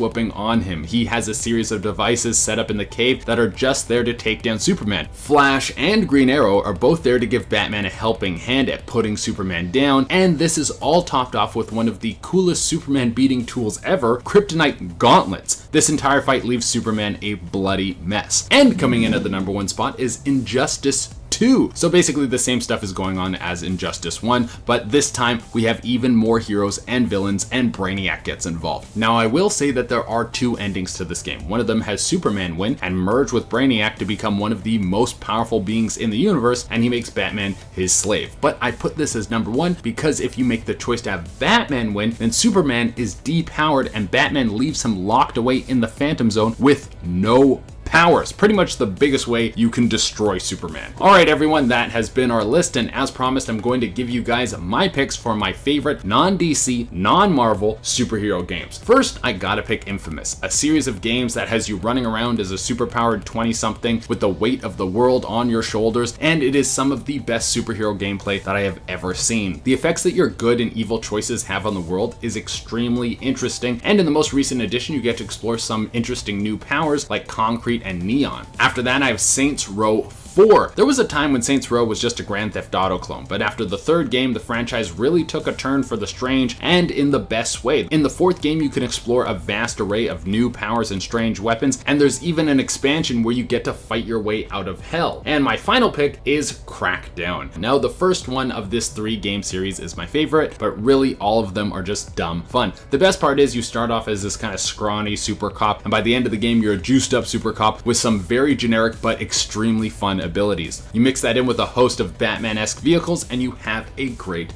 game. Number 10, Taskmaster versus Hyperion. This one is wild, especially when you consider the beating that Taskmaster was allowing himself to take just to get this fight done.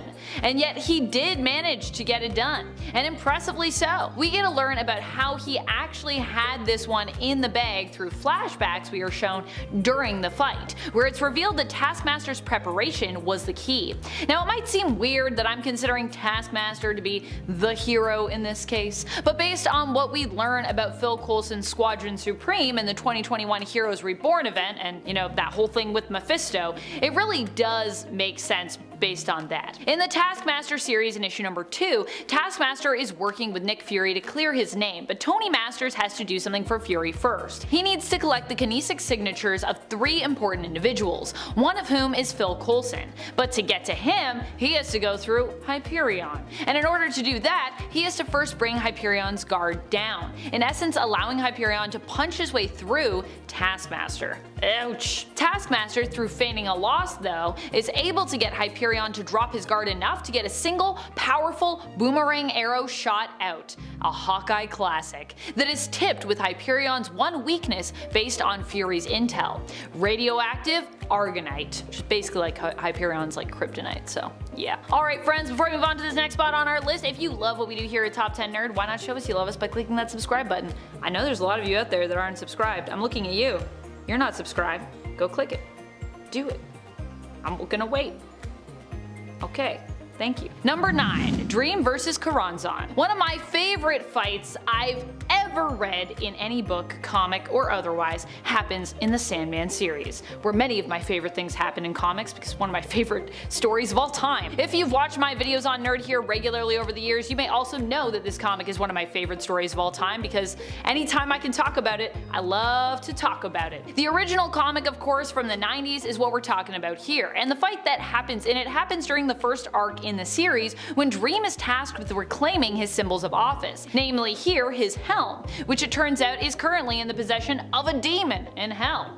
In order to get back his helm in the comics, he must do battle with and beat the demon currently in possession of it, one of Beelzebub's, a demon named Karanzan. This battle is described as being the oldest game and is in essence a battle of imagination. One can lose through hesitation, inability to take up a solid defensive stance, and of course, lack of imagination. In the Sandman live action series, this is the battle we see that takes place instead between Lucifer and Dream. However, in the comics, it is Karanzan that conjures up the anti-life in the hopes of finally beating Dream. While initially Dream is badly beaten by Karanzan's move, he ends up winning in the end, proving himself really the ruler of imagination, as what else are dreams really, by conjuring up the concept of hope, which obviously can be pretty much everything. Some people might not consider Lord Morpheus a superhero, but I would consider his tale overall to be one similar to that of a heroic epic. And for that reason, and his capacity to do great good when he so chooses, I'm gonna include him here. Number 8. Moon Knight vs. Raoul Bushman. So many of the most brutal fights in comics I feel like come from the time period that this comic does, the early 2000s.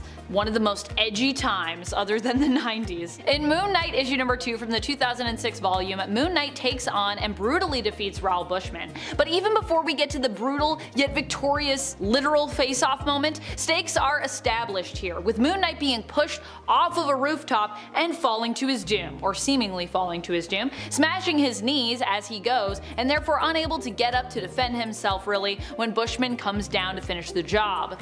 Fortunately, Moon Knight has his crescent moon darts, and uses these to bring Bushman down to his level so he can crawl over to him and finish the job.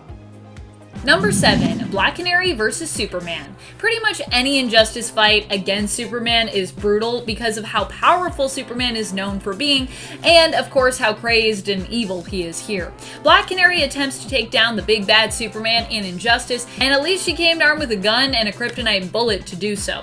Still, this fight ends how you'd expect it to, with Black Canary being no match for the Man of Steel. Well, almost anyways. She successfully shoots him, taking him out momentarily, but he is then chosen as a Yellow Lantern because of his immense ability to instill fear in others, which honestly I agree. Although she may be taken out by Superman's heat vision right after that with a shot straight to the gut, she does still end up getting a different kind of victory through her defeat. A consolation prize at least. She's wearing contacts that have the ability to record everything she sees, allowing people to see just how much of a brutal tyrant Superman has become, because they broadcast it everywhere. Also, I feel like if you actually put in contacts that had cameras in them, even in the future, even if like the technology was amazing, they still have to be pretty thick. Like, I have a hard enough trouble putting regular contacts in my eyes on days when I have to do that. Number 6. Hawkgirl vs. Barbastos. Granted, this was Nth Metal Enhanced Hawkgirl, but still, if you had told me this was how Dark Knight's metal was going to go down, I wouldn't have believed you. In the end, Hawkgirl was the one to defeat Barbastos in the comic. Though of course, that wouldn't be completely where that story would end, as we saw with the continuation in Dark Knight's Death Metal. However brief the fight between Hawkgirl and the Bat-God was, it was still pretty cool that she was the one who ended up taking him down. Even if it was only because of, well, the Element X blade that she was really able to do this. Barbados is basically a god, so on paper this fight in general just sounds pretty crazy. Number 5. The Punisher vs. Wolverine, and Spider-Man, and Daredevil. Now you might expect you know how this one should go, but let's also remember that this is Garth Ennis writing Punisher, so yeah. It doesn't really go down the way you'd think. Instead, the Punisher manipulates the three heroes briefly into turning against one another when they seek to bring him in. These three are hoping to team up to send essentially arrest Punisher and then turn him over to the courts and, you know, get him convicted with like the law and all of that stuff, even though Wolverine needs a bit of convincing when it comes to this approach at the beginning. Punisher takes out all three of these heroes, even managing to disable Spider-Man by convincing him that if he moves, bombs will go off. You'd think Spider-Man would actually be able to sense whether or not this was true, but I digress. I guess his spidey sense wasn't working that well that day. Number 4, Superman versus Batman. I mean, you'd think you know how this one should shake out, considering Batman is just a normal human with a bunch of money and, well, years of training. However, in Dark Knight Returns, we get to be pleasantly surprised. A normal man, even when as skilled as Bruce Wayne, you'd think would just be no match for Superman, especially as, well, he's getting on in years here, whereas Kal-El, while also being older, barely looks or seems to have aged at all. But Batman uses all of his strategic skills, knowledge, and his gadgets to help him win this fight. And man, does it go to show that you should never dismiss Batman just because he doesn't have conventional superpowers. Or superpowers at all. Batman has the best superpower, the superpower to know a ton about heroes because he does his homework. Number 3, The Punisher versus Sentry. During Dark Reign, Punisher refuses to stand by and let Norman Osborn become the world's new, biggest, and brightest hero, as S.H.I.E.L.D. is disbanded and Osborn becomes the head of its replacement organization, Hammer, and the new Dark Avengers team. Punisher aims to eliminate Norman Osborn, but standing in his way is the Sentry, who stops the Punisher's bullet mid-air as it soars towards Osborn's head. Sentry sets his sights on Frank, and, well, I think you can imagine how this one goes. Still, at least this fight is gratifying in the sense that it isn't over with like a 1-2 punch. Instead, we actually watch as the Punisher tries everything he can to try to defeat Sentry, knowing it's pretty much all hopeless, but refusing to give up. And he does all this while being brutalized by Robert, who initially just wants to talk it out and arrest Punisher without a fuss. So that's how Punisher is actually able to survive, because Sentry just wants to talk. Punisher's skills and weapons aren't what save him actually at the end of the day. He simply manages to get lucky when Robert doesn't call out his get out of jail attempt at bluffing. Thank goodness. Number 2, Superman versus Alfred Pennyworth. You would think you already know how this fight would shake out, but hey, it didn't go down quite the way most of us would expect when it happened in Injustice. After Superman broke Batman's back with the good old Bane snap over the knee move, he had a brief moment of regret as Batman called him out for being more monster than hero, for torturing him, all while claiming it was for the greater good. As Superman considers what he's just done, he turns to Alfred, who has approached him. However, Alfred didn't approach Superman to, you know, communicate any words of wisdom here or to help Clark come back around and like regain his senses and see the error of his ways. He came to teach Superman a lesson about attacking Bruce. Alfred used a pill which temporarily granted him the same level of strength as Superman, making this super uneven fight on paper a lot more even in reality. Using the element of surprise, Alfred was then able to beat Superman to a pulp while confessing that he was very disappointed at him before scooping up Bruce and taking him to safety. Reminding everyone that even when it comes to facing powerful foes like Superman, Alfred is still and will always be a badass. In case people forgot. Number 1, Squirrel Girl versus Galactus. I freaking love this fight, and I love that I started this list with Squirrel Girl and I'm ending it with her, even though this fight is super ridiculous. You wouldn't think someone like Squirrel Girl, whose powers include communicating with and controlling squirrels and sharp teeth, would be able to take on and even defeat the epic force of Galactus, who is nigh unstoppable and comes armed with the Power Cosmic, which basically allows you to do, well, whatever writers need whoever wields it to do. Power Cosmic, by the way, turns out does help Galactus to communicate in the vacuum of space as well. In the Unbeatable Squirrel Girl issue 4, Squirrel Girl defeats Galactus by realizing that the only way to defeat him is by offering him an alternate planet to devour other than Earth. She and Tippy Toe manage to access the databases in his ship's computers and find one that is covered in nuts, which they manage to convince Galactus are delicious and nutritious, full of calories, life energy. As strange as this all sounds, the whole issue is pretty great when it comes to writing, so As weird as it sounds that Squirrel Girl was able to beat Galactus, it actually really makes sense in this context. And if you want to find out more about how this all actually happened, that Squirrel Girl beat Galactus, you can check it out in the Unbeatable Squirrel Girl issue 4. And at 10, Magneto vs. Red Skull. Even when the Joker doesn't want to work with the Red Skull, it's surprising that Marvel tried to make this team up work. In Captain America number 367, during the Acts of Vengeance storyline, multiple villains had changed their target, or I guess their adversaries, in an attempt to catch them off guard. However, the alliance of Magneto and Red Skull was yet another short-lived one thanks to Red Skull's, allegiances. Red Skull tried to fight back, but let's be honest, there was nothing he could really do to stop Magneto. Eventually, Magneto ended up winning, which seems obvious, but instead of killing Red Skull, Magneto did what he thought would be the worst thing he could do. He trapped Red Skull in an abandoned bomb shelter, seemingly from World War II, or at least that's what I would have done, and left him with just enough water for a few weeks. I'm not sure about food, but to be fair, you can go like 3 weeks without food or something like that. Isn't there like the rule of like threes or whatever, right? Like 3 days for water, 3 weeks for food. So even giving him no food, Red Skull would still have a few weeks. And at 9, Lex Luthor vs. Mazas. Alexander Luthor was one of the heroes of Earth 3, and was the crime syndicate's most formidable and greatest enemy, having killed off many of its members over the years, including Hawkwing and Will Baston. He also had the ability to absorb the powers of any superpowered being that he killed, through the lightning of Mazas, which is Shazam backwards. Alexander was brought to Earth Prime by the crime syndicate of his world thanks to Superwoman when the villains sought refuge in the fallen Justice League Watchtower. However, since they were on Earth Prime, Alexander ended up running into Lex, and he tried to kill Lex. But as he tried, Bizarro attacked him. Bizarro stood no match, and as Alexander prepared to kill his Prime Earth counterpart of Lex Luthor, Lex ended up realizing that they both sounded the same. They both spoke the same way because, you know, they're both a Lex Luthor. So he held on to the future lightning rod that Black Adam had shoved into Mazal's chest and yelled his magic word, taking Alex's power away with a blast of dark lightning. The magic word being Shazam backwards, if you couldn't tell. Lex then proceeded to stab Alex in the chest fatally a second time and covering his mouth to prevent him from saying the magic word once again to save himself, avenging the fallen Bizarro, but I doubt that that's what that was about.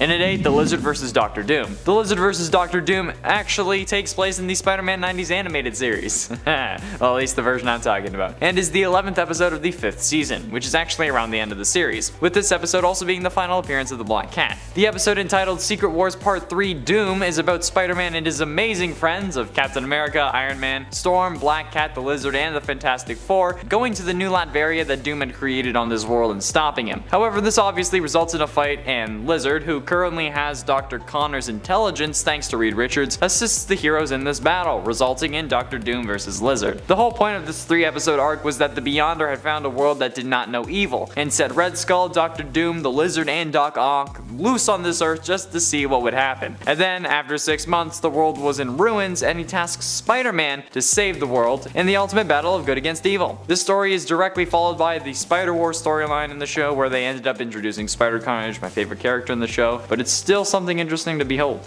And it's 7, Captain Cold vs. Johnny Quick. In the same issue as Lex vs. Reverse Shazam, Captain Cold is brought to the Watchtower to assist the heroes in stopping the Injustice League. However, it didn't look like things were going in Snart's favor during Forever Evil 006, since Johnny Quick had him against a wall, saying, you know, I killed you on my Earth too. Only that version didn't have this stupid ass freeze gun. If only you could use it, which honestly seems like he had him by the ropes, until Snart simply says, jingle bells, Batman smells, which activates a remote trigger, causing the gun to shoot Johnny Quick in the leg. This, followed by a swift kick to the frozen section of thigh, shatters the dominant leg of Skidmark, as Snart called him, which I find absolutely hilarious. Ending the scene with a, see, Flash and I got mutual respect. That's the difference between you and him, besides having 2 legs. I don't know why I think he sounds like that, I just do. It's probably because he started off the phrase with C, but it's certainly a moment that I'm sure Snart had been waiting a long time for, even if it wasn't his Flash, but if he did that, that would ruin their mutual respect, see?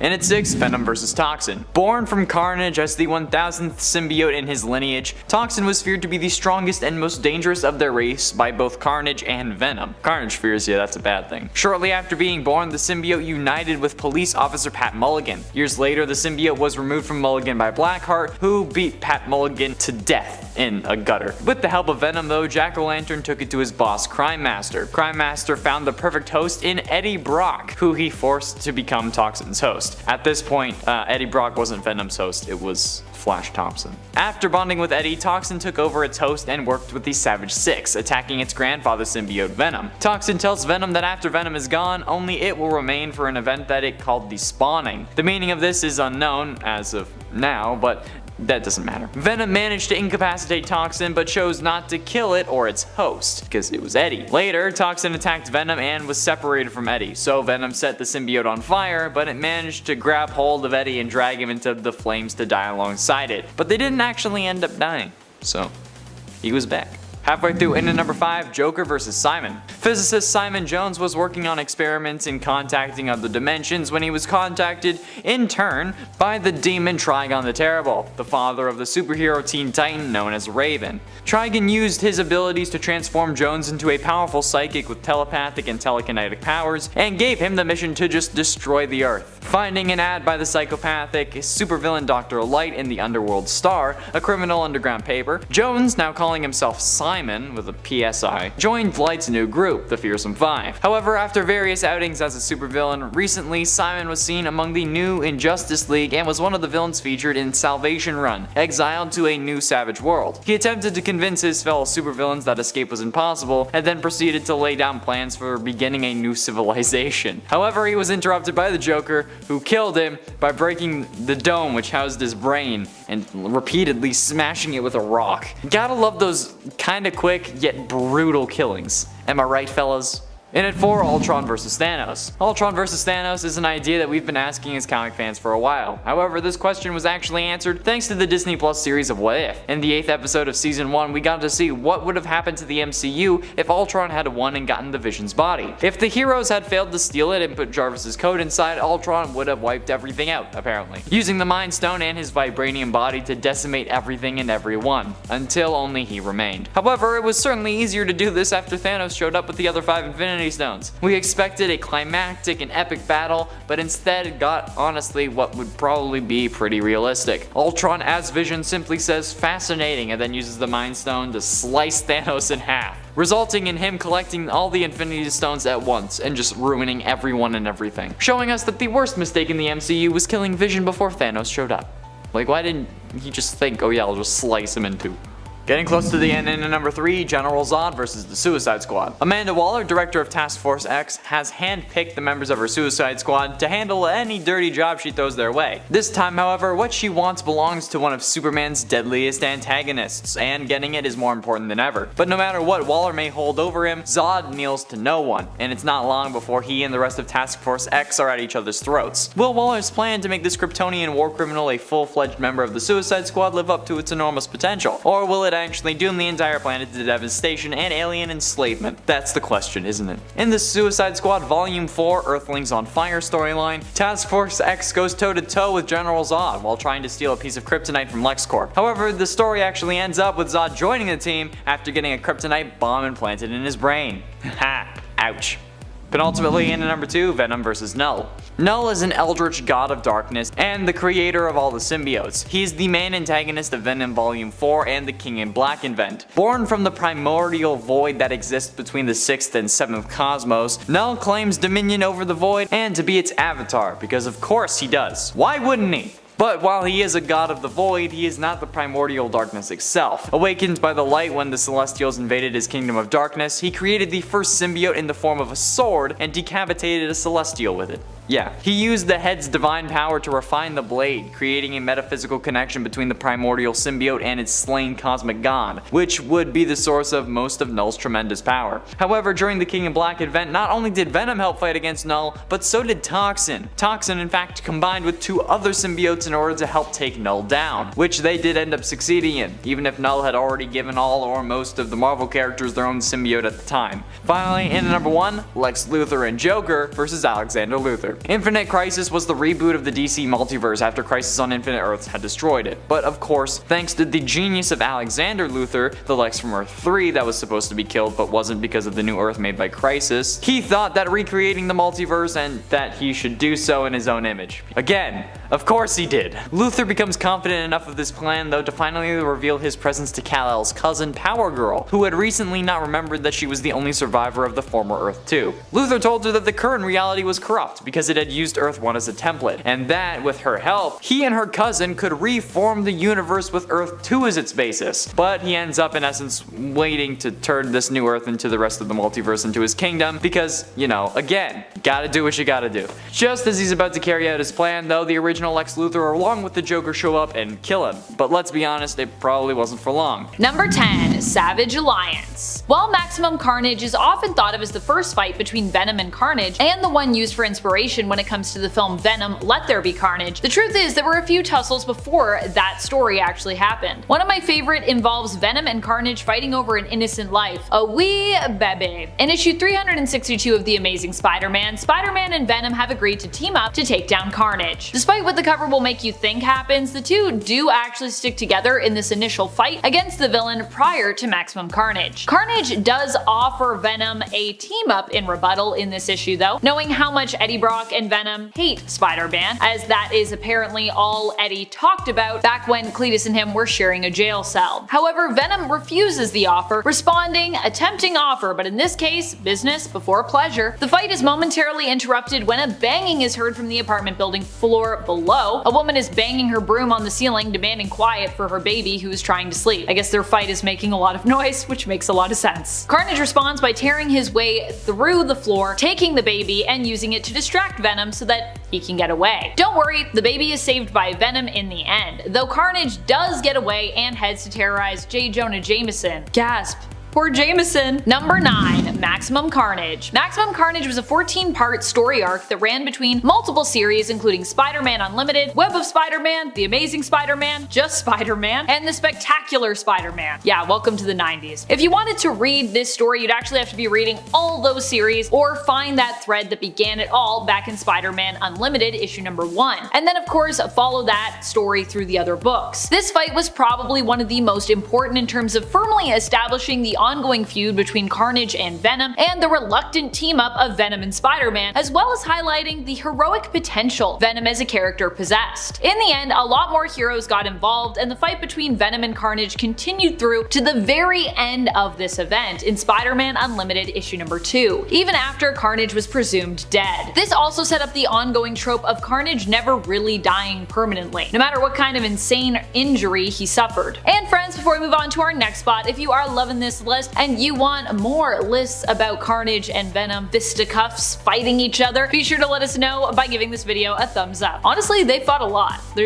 I could probably go on. I think I could do at least a part 2, if not a part 3. I feel like there's also gonna be people being like, more videos with cosplay. I'm gonna be like, look, you get it for Halloween, friends. Come for Halloween, stay for the year, come back for Halloween again, and there will be more cosplay. Number 8. Let There Be Carnage. Considering that Maximum Carnage is what lent inspiration to the makers of Venom: Let There Be Carnage, I feel like it would be a disservice to not mention the final fight between the two characters in that film. I'm gonna try to keep this point fairly vague on purpose, as I don't want to spoil the film for those who maybe haven't been to see it just yet. After all, there's a lot of really great movies out right now, so no judgment if you haven't been there yet. But what I will say is Shriek's presence adds a very interesting dynamic to the fight between these two villains, or villain and anti-hero, villain and hero I guess in this universe, I don't know. And in the end, this fight also feels quite final. In the comics, Shriek is also a character who is present in Maximum Carnage, which Let There Be Carnage is based off of. She's often known for being Cletus Cassidy's girlfriend and ally, who is almost just as deranged as he is. Shriek's sonic scream abilities mean that her interaction with both symbiotes who are sensitive to sound means that having her involved in the film and this final fight makes for a really interesting watch. All I'm gonna say about that. Number 7. Carnage Unleashed. In Carnage Unleashed, Venom and Carnage end up in one of the most 90s battles ever. Even more 90s than their original fight, also involving Spider-Man in Maximum Carnage. Because in this fight, they're going into the internet. Venom: Carnage Unleashed is a story that centers around a Carnage video game being made by Extreme Violence Video Games, who turn to imprisoned Cletus Cassidy to playtest the game. In retrospect, it's a pretty bad idea, especially as we learn through this story that it is possible for Carnage to reach through the computer screen and thereby escape prison and terrify anyone connected to the internet network. In the end, this means both Venom and Carnage's physical battle also goes digital when they chase each other across the interwebs, and also across various forms of media, because apparently that's how the internet worked in the 90s. At least that's how we thought it worked in the 90s. Number 6. Venom Triumphant. This battle comes to us from Peter Parker Parker Spider-Man issue number 10 back in 1999.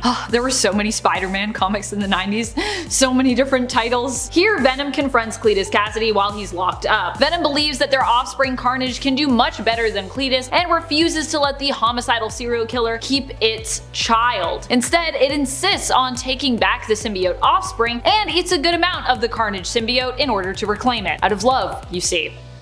I'm like, I'm gonna eat you because I love you. I want you to be back with me. While the fight is pretty quick and only a few pages long, it's been suggested that Venom eating Carnage actually caused the Carnage symbiote to try to take control from within of Venom, which prompted Venom to act more violently moving forward from this fight. As in most fights where Venom takes on Carnage, Venom ends up triumphant this time around, but it's also a lot easier of a win for our anti-hero Venom because Carnage is, locked up. So usually those fights go on a lot longer because Carnage is pretty powerful. Number 5. Fight to kill / protect Toxin. This one is a pretty unique fight in the history of these two characters as it ended up starting out as a team-up. Well, initially it was a fight, but most team-ups, honestly, they start that way. So here Eddie and Cletus with their respective symbiotes were fighting to get Toxin, Carnage's offspring. However, both of them then realized they wanted Toxin dead just for different reasons. Venom didn't want another Carnage existing in the world. One is enough, thank you very much. And Carnage didn't want the competition, worried that their offspring would potentially surpass them. However, when Toxin was revealed to be more aligned with the side of good and definitely not as sadistic as their parent Carnage, Venom and Carnage came to blows once more, with Venom wanting now to protect Toxin and Carnage, of course, still wanting to destroy them. Carnage was like, cool, you're good.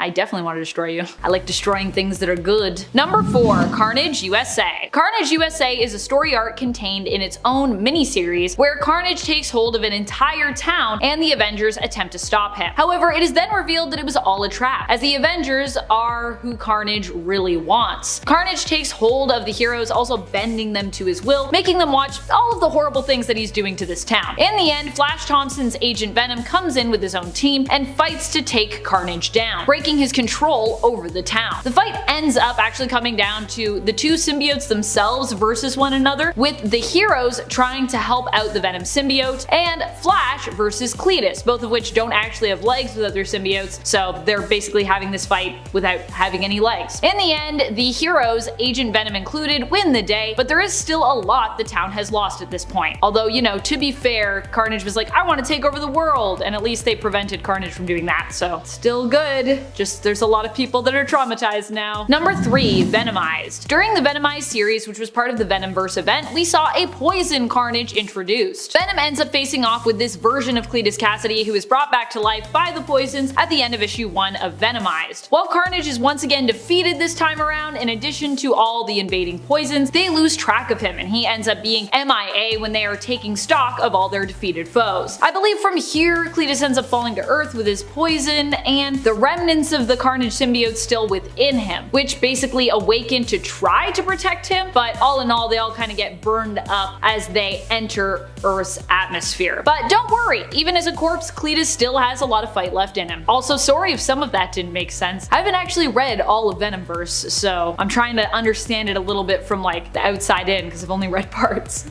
So please forgive me. Venomverse is wonky. Not in a bad way, just in a comic book way. Number 2. Absolute Carnage. Absolute Carnage was an epic summer event and battle that I would say was a big, if not the big, high point of Donny Cates's run on Venom. Here Carnage returned after literally being burned up as he fell to Earth from outer space, both the symbiote and Cletus Cassidy. However, the cult of Null got their hands on Cletus's remains and used them in a ritual to breathe life back into him, bonding him with the Grendel symbiote to create a new Carnage and beginning the process to fully awaken Null, the god of symbiotes, one of the biggest bads around. In Absolute Carnage, Venom fought against Carnage, teaming up with many other heroes and villains to try and stop him from collecting all the codices located within the spines of all who had ever been bonded to a symbiote. Collecting all of these within himself would allow Carnage to awaken Null. In the end, even though Carnage was defeated, Null still awoke because, well, all the codices still ended up being gathered and a sacrifice still ended up happening to seal that ritual, with Carnage becoming that sacrifice instead of Dylan, Eddie's son. That was the choice Venom had at the end. It was like, I'm either gonna kill your son or you're gonna kill me, but either way, Null wakes up, so either way, I win. It's a lose-lose situation for Venom there. Number 1, future fight. It isn't here yet, and if it's up to Flash, it will never happen, but it seems pretty inevitable that Carnage and Venom will fight again in the future. Oh, did you think he was gone after Absolute Carnage? Never. He's never gone. He never dies permanently. Have you learned nothing from this list? Come on. This is a guy that's been blown up, been burned up, basically been like ripped apart, and anytime he seems to die, he comes back. So you can't get rid of him. Even if you rip him to pieces, he'll still be like, I'm good, I'm here. Even after Carnage's defeat in Absolute Carnage, where he was technically bonded with the reanimated corpse of Cletus Cassidy, Carnage still managed to survive his death at the hands of Eddie Brock's Venom. Carnage is currently plotting from within the hive mind, planning on overthrowing Eddie, who has become the new King in Black, after also defeating Null in the King in Black event. Flash, however, is trying to put together his own symbiote army to stop Carnage before he can get to Eddie, but like I said, I think we all know where this is really headed. If this list has taught us anything, it's that Venom and Carnage will always fight. And Venom pretty much will always win, except in Absolute Carnage, Carnage did kinda win even though he died. Number 10, Magneto versus Red Skull. Magneto and the Red Skull are on opposite sides of history. Magneto grew up in a Jewish family living in Germany during World War II, and we all know Red Skull and Hydra's stance in World War II Germany, so it's safe to say that these two villains would almost never get along, right? In Acts of Vengeance from 1989, Magneto and Red Skull were actually temporarily united, but it's really important to note that Magneto was unsure whether this was the Red Skull that aided Germany in the slaughter of his people. So Magneto confronted him, and Red Skull confirmed that he was indeed the original. It didn't take much for Magneto, the master of magnetism, to overpower the Skull, but unlike what you might think, Magneto does not take his life. Instead, Magneto leaves the Skull isolated in a stripped down fallout shelter 20 feet underground. He removed the ladder from the escape hatch, gave him 10 gallons of water, took out his homing transmitters, gave him no food and no light, just water, air, and his own depraved thoughts. Number 9, God King Doom versus Thanos. 2015's Secret Wars has Dr. Doom receiving the power of the Beyonders at the conclusion of Time Runs Out. The Latvian dictator is able to save reality from complete destruction at the hands of the Beyonders, stealing their power and merging all reality into a place called Battleworld, which he rules over as God Emperor. A few characters show up on Battleworld with their full memories intact, and they try to stop Doom and put things back to normal. One of them would be Thanos. Thanos, being the smug mad titan he is, decides to challenge Doom and refuses all of Doom's offers to work with him. So in one quick movement, Doom plunges his hand into Thanos' chest, grabs a hold of his spine, and turns his body to ash, leaving one of the most amazing comic panels ever. Number 8, Joker versus Alexander Luthor Jr. The Joker has a special something that just no other villain can really stand up to. What is it? Popularity. People love the Joker. This magic word, popularity, allows the Joker to beat out other villains that in the real world he would never be able to take down. It also allows him to save the day on occasion. In 2005's Infinite Crisis, Earth 3's Alexander Luthor Jr. attempts to remake the multiverse into one perfect reality. Perfect for him at least. By the end, well, he fails, but he finds himself cornered by Lex Luthor and Joker of New Earth, which is the mainstream continuity. Joker pretty ruthlessly scars Luthor Jr. with acid and then brings his life to a sudden end with a bang. And it was all because Alexander didn't include him in his scheme in the first place. Number 7, Joker versus Simon. Yes, it is the Joker again, and guess what? He will appear later on as well. But I also hear you asking, Adam, who the heck is Simon? Exactly. That's my point. You think that the infamous Joker is going to fall to a guy named Simon, who most people haven't even heard of? Simon is a villain of the Teen Titans who has vast telekinesis and telepathic powers, and he is also the leader of the Fearsome Five. But in Salvation Run number 2, he is a member of the new Injustice League when a bunch of villains get exiled to an alien world. He attempts to convince his fellow supervillains that escape is impossible, and then proceeds to lay down plans for beginning a new civilization, only to be very abruptly interrupted by the Joker, who runs up and smashes Simon's brain in with a rock, repeatedly. Like I said, it was very abrupt. Number 6, General Zod versus Captain Boomerang. Never put a captain up against a general.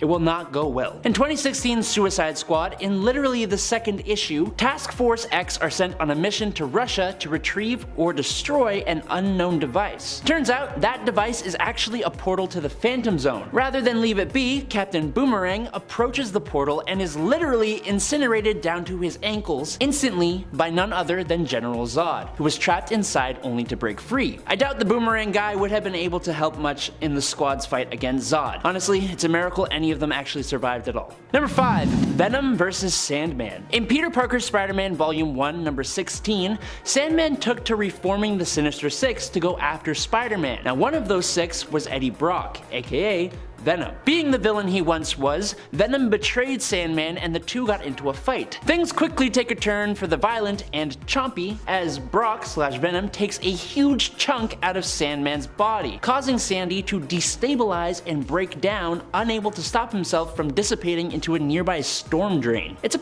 pretty awful and pretty quick dispatching. Sandman does eventually return, but not as his old self, as the years spent in a kind of ghostly form left him in kind of tatters. Damn Venom. Number 4. Kite Man vs. Riddler's Army. Okay, I am a sucker for an underdog. In Batman Volume 3, there was the war of jokes and riddles between the Joker and the Riddler, surprisingly, each fueled by their desire to take Batman's life. Now each of these lunatics had gathered up a group of villains to their side, and they caused a hell of a lot of damage to Gotham and its people in their war. One person caught in the crossfire would be Charles Brown. Charles became a mole for Batman in Joker's army, and when Riddler found out, he brought Charles's son to an end. Charles became Kite Man and joined up with the Joker to get revenge. With Batman's help, Riddler takes down Joker's army one by one, leaving only Kite Man, who is forced to switch sides. In the final climactic battle though, Kite Man helps Batman and Riddler's army infiltrate the Joker's holdout, and when the battle is won and the villains turn on Batman, Kite Man had a backup plan that allowed him to almost single-handedly incapacitate 8 of the biggest bads on Batman's rogues gallery, helping Batman save the day. Never underestimate Kite Man. Hell yeah. Number 3. Batman Who Laughs vs. Perpetua. Remember how I said Joker would be showing up again? Well, I kinda half lied. It's actually a Jokerized Batman, which is taking 2 of the arguably most popular DC hero and villain combos and mashing them together. Who can stand in the way of that? Also, to call this fight one-sided is a little debatable, but the Batman Who Laughs rose from being just a man to becoming a multiversal level threat very quickly after he gained access to the powers of Dr. Manhattan. This level of power allowed him to face and defeat Perpetua, one of, if not the, most powerful god in DC Comics, who is mother of the multiverse. He became the nightmare of one of the most powerful beings in all of DC Comics, sealing her away within fragments of the Source Wall. Number 2. Thanos vs. Loki. Taking a break from comic books for a moment here, let's journey to the MCU. Loki is one of those characters who has elevated himself beyond the status of villain into a bit more of an anti-hero role, and the popularity of Tom Hiddleston's portrayal of the character is likely somewhat to blame for that. But popularity is not saving this character. In the opening of Avengers Infinity War, Thanos attacks the remaining Asgardians after the events of Ragnarok. Though they are Asgardians, he does seem to lay waste to them pretty easily. With Loki feigning allegiance to the Mad Titan, he makes a move against Grimace with a dagger only to be stopped, disarmed, and choked to death without the big bad even seeming to break a sweat, truly solidifying just how much of a threat Thanos is going to be. And in at number 1 is Thrag vs. Dinosaurus. The Viltrumites from the Invincible comic series are a race of near invulnerable, incredibly strong, world-conquering aliens, but none among them stands as strong, as invulnerable as Grand Regent Thrag. Battle-hardened over thousands of years, only the most powerful characters can even hope to stand one-on-one against this powerhouse. David Anders, the villain known as Dinosaurus, is not one of those characters. While Dinosaurus is very, very strong, it's more his intelligence that is his greatest weapon. Dinosaurus allied himself with Invincible around issue 90 of the comics, and he would see Thrag attempt to take down Mark. Dinosaurus attacks Thrag, but his claws break on Thrag's skin. Thrag pummels the Dino Man, but he stops, distracted by an explosion, giving Dinosaurus the chance to chomp on his head, only for him to completely shatter his teeth, giving Thrag the chance to mock him and then break his jaw and leave him for dead. Luckily, Dinosaurus uses the opportunity to heal and escape with Mark. Number 10. Kite Man vs. the Riddler. Okay, I'm a sucker for an underdog. In Batman Volume 3, there was the war of jokes and riddles between the Joker and the Riddler, each fueled by their desire to take Batman's life. Each of these lunatics had gathered up a group of villains to their side, and they caused a hell of a lot of damage to Gotham and its people in their war. One person caught in the crossfire would be Charles Brown. Charles became a mole for Batman in Joker's army, and when Riddler found out, he brought Charles's son to an end. Charles became Kite Man and joined up with the Joker to get revenge. With Batman's help, Riddler takes down Joker's army one by one, leaving only Kite Man, who is forced to switch sides. In the final climactic battle though, Kite Man helps Batman and Riddler's army infiltrate the Joker's holdout, and when the battle is won and the villains turn on Batman, Kite Man had a backup plan that allowed him to almost single-handedly incapacitate 8 of the biggest bad guys in Batman's rogues gallery, helping Batman save the day. Never underestimate Kite Man. Hell yeah. Number 9, Captain Cold versus Johnny Quick. If you have not read Forever Evil, I highly recommend you do. It's such a dark and crazy story that sees the villains of the DC universe step into the heroic role to take down an evil Justice League from the alternate reality of Earth 3. Each member of this crime syndicate of America is a sick and twisted perversion of their prime Earth counterpart, but of them all, Johnny Quick, the stand-in for the Flash, may be the most messed up. He's a completely deranged serial killer in this world, and one villain just can't stand for someone dragging the Flash's name in the dirt like that. Leonard Snart, Captain Cold. In their confrontation, Johnny Quick gets a hold of Cold's weapon, the Cold Gun, and then gloats about how he had taken the life of the alternate Snart on Earth 3, and how Captain Cold is defenseless without his finger on the trigger. Well, it turns out that Snart is smarter than we thought. Captain Cold had rigged up his little freeze ray so that singing Jingle Bells Batman Smells activates the Cold Gun's voice trigger, which is exactly what happens, completely freezing Johnny Quick's leg, which is when Captain Cold takes his big old right boot heel and completely shatters it. Have fun accessing the Speed Force now, you psycho. Number 8, Deadpool versus Bullseye. Reading through issue 11 of the 2008 volume of Deadpool just made me remember why I love Deadpool. Not that I forgot or anything, but man, he's just nuts, which makes it so good when the foe he faces is almost just as bonkers. This time it's Hawkeye, but not actually Hawkeye. It's actually Bullseye dressed up as Hawkeye because this happened during Dark Reign. That's a long story all on its own, and maybe we should attempt to explain that at some point, but for now though, Bullseye/Hawkeye has been contracted to take down Deadpool. In the last issue, he managed to get an arrow right through Mr. Pool's noggin, so in this issue, Deadpool takes it out and his brain is still like half regenerated as he tries to take on Bullseye at this meat farm. Listening to his half-formed brain, he takes cover into a meat locker and decides his best course of action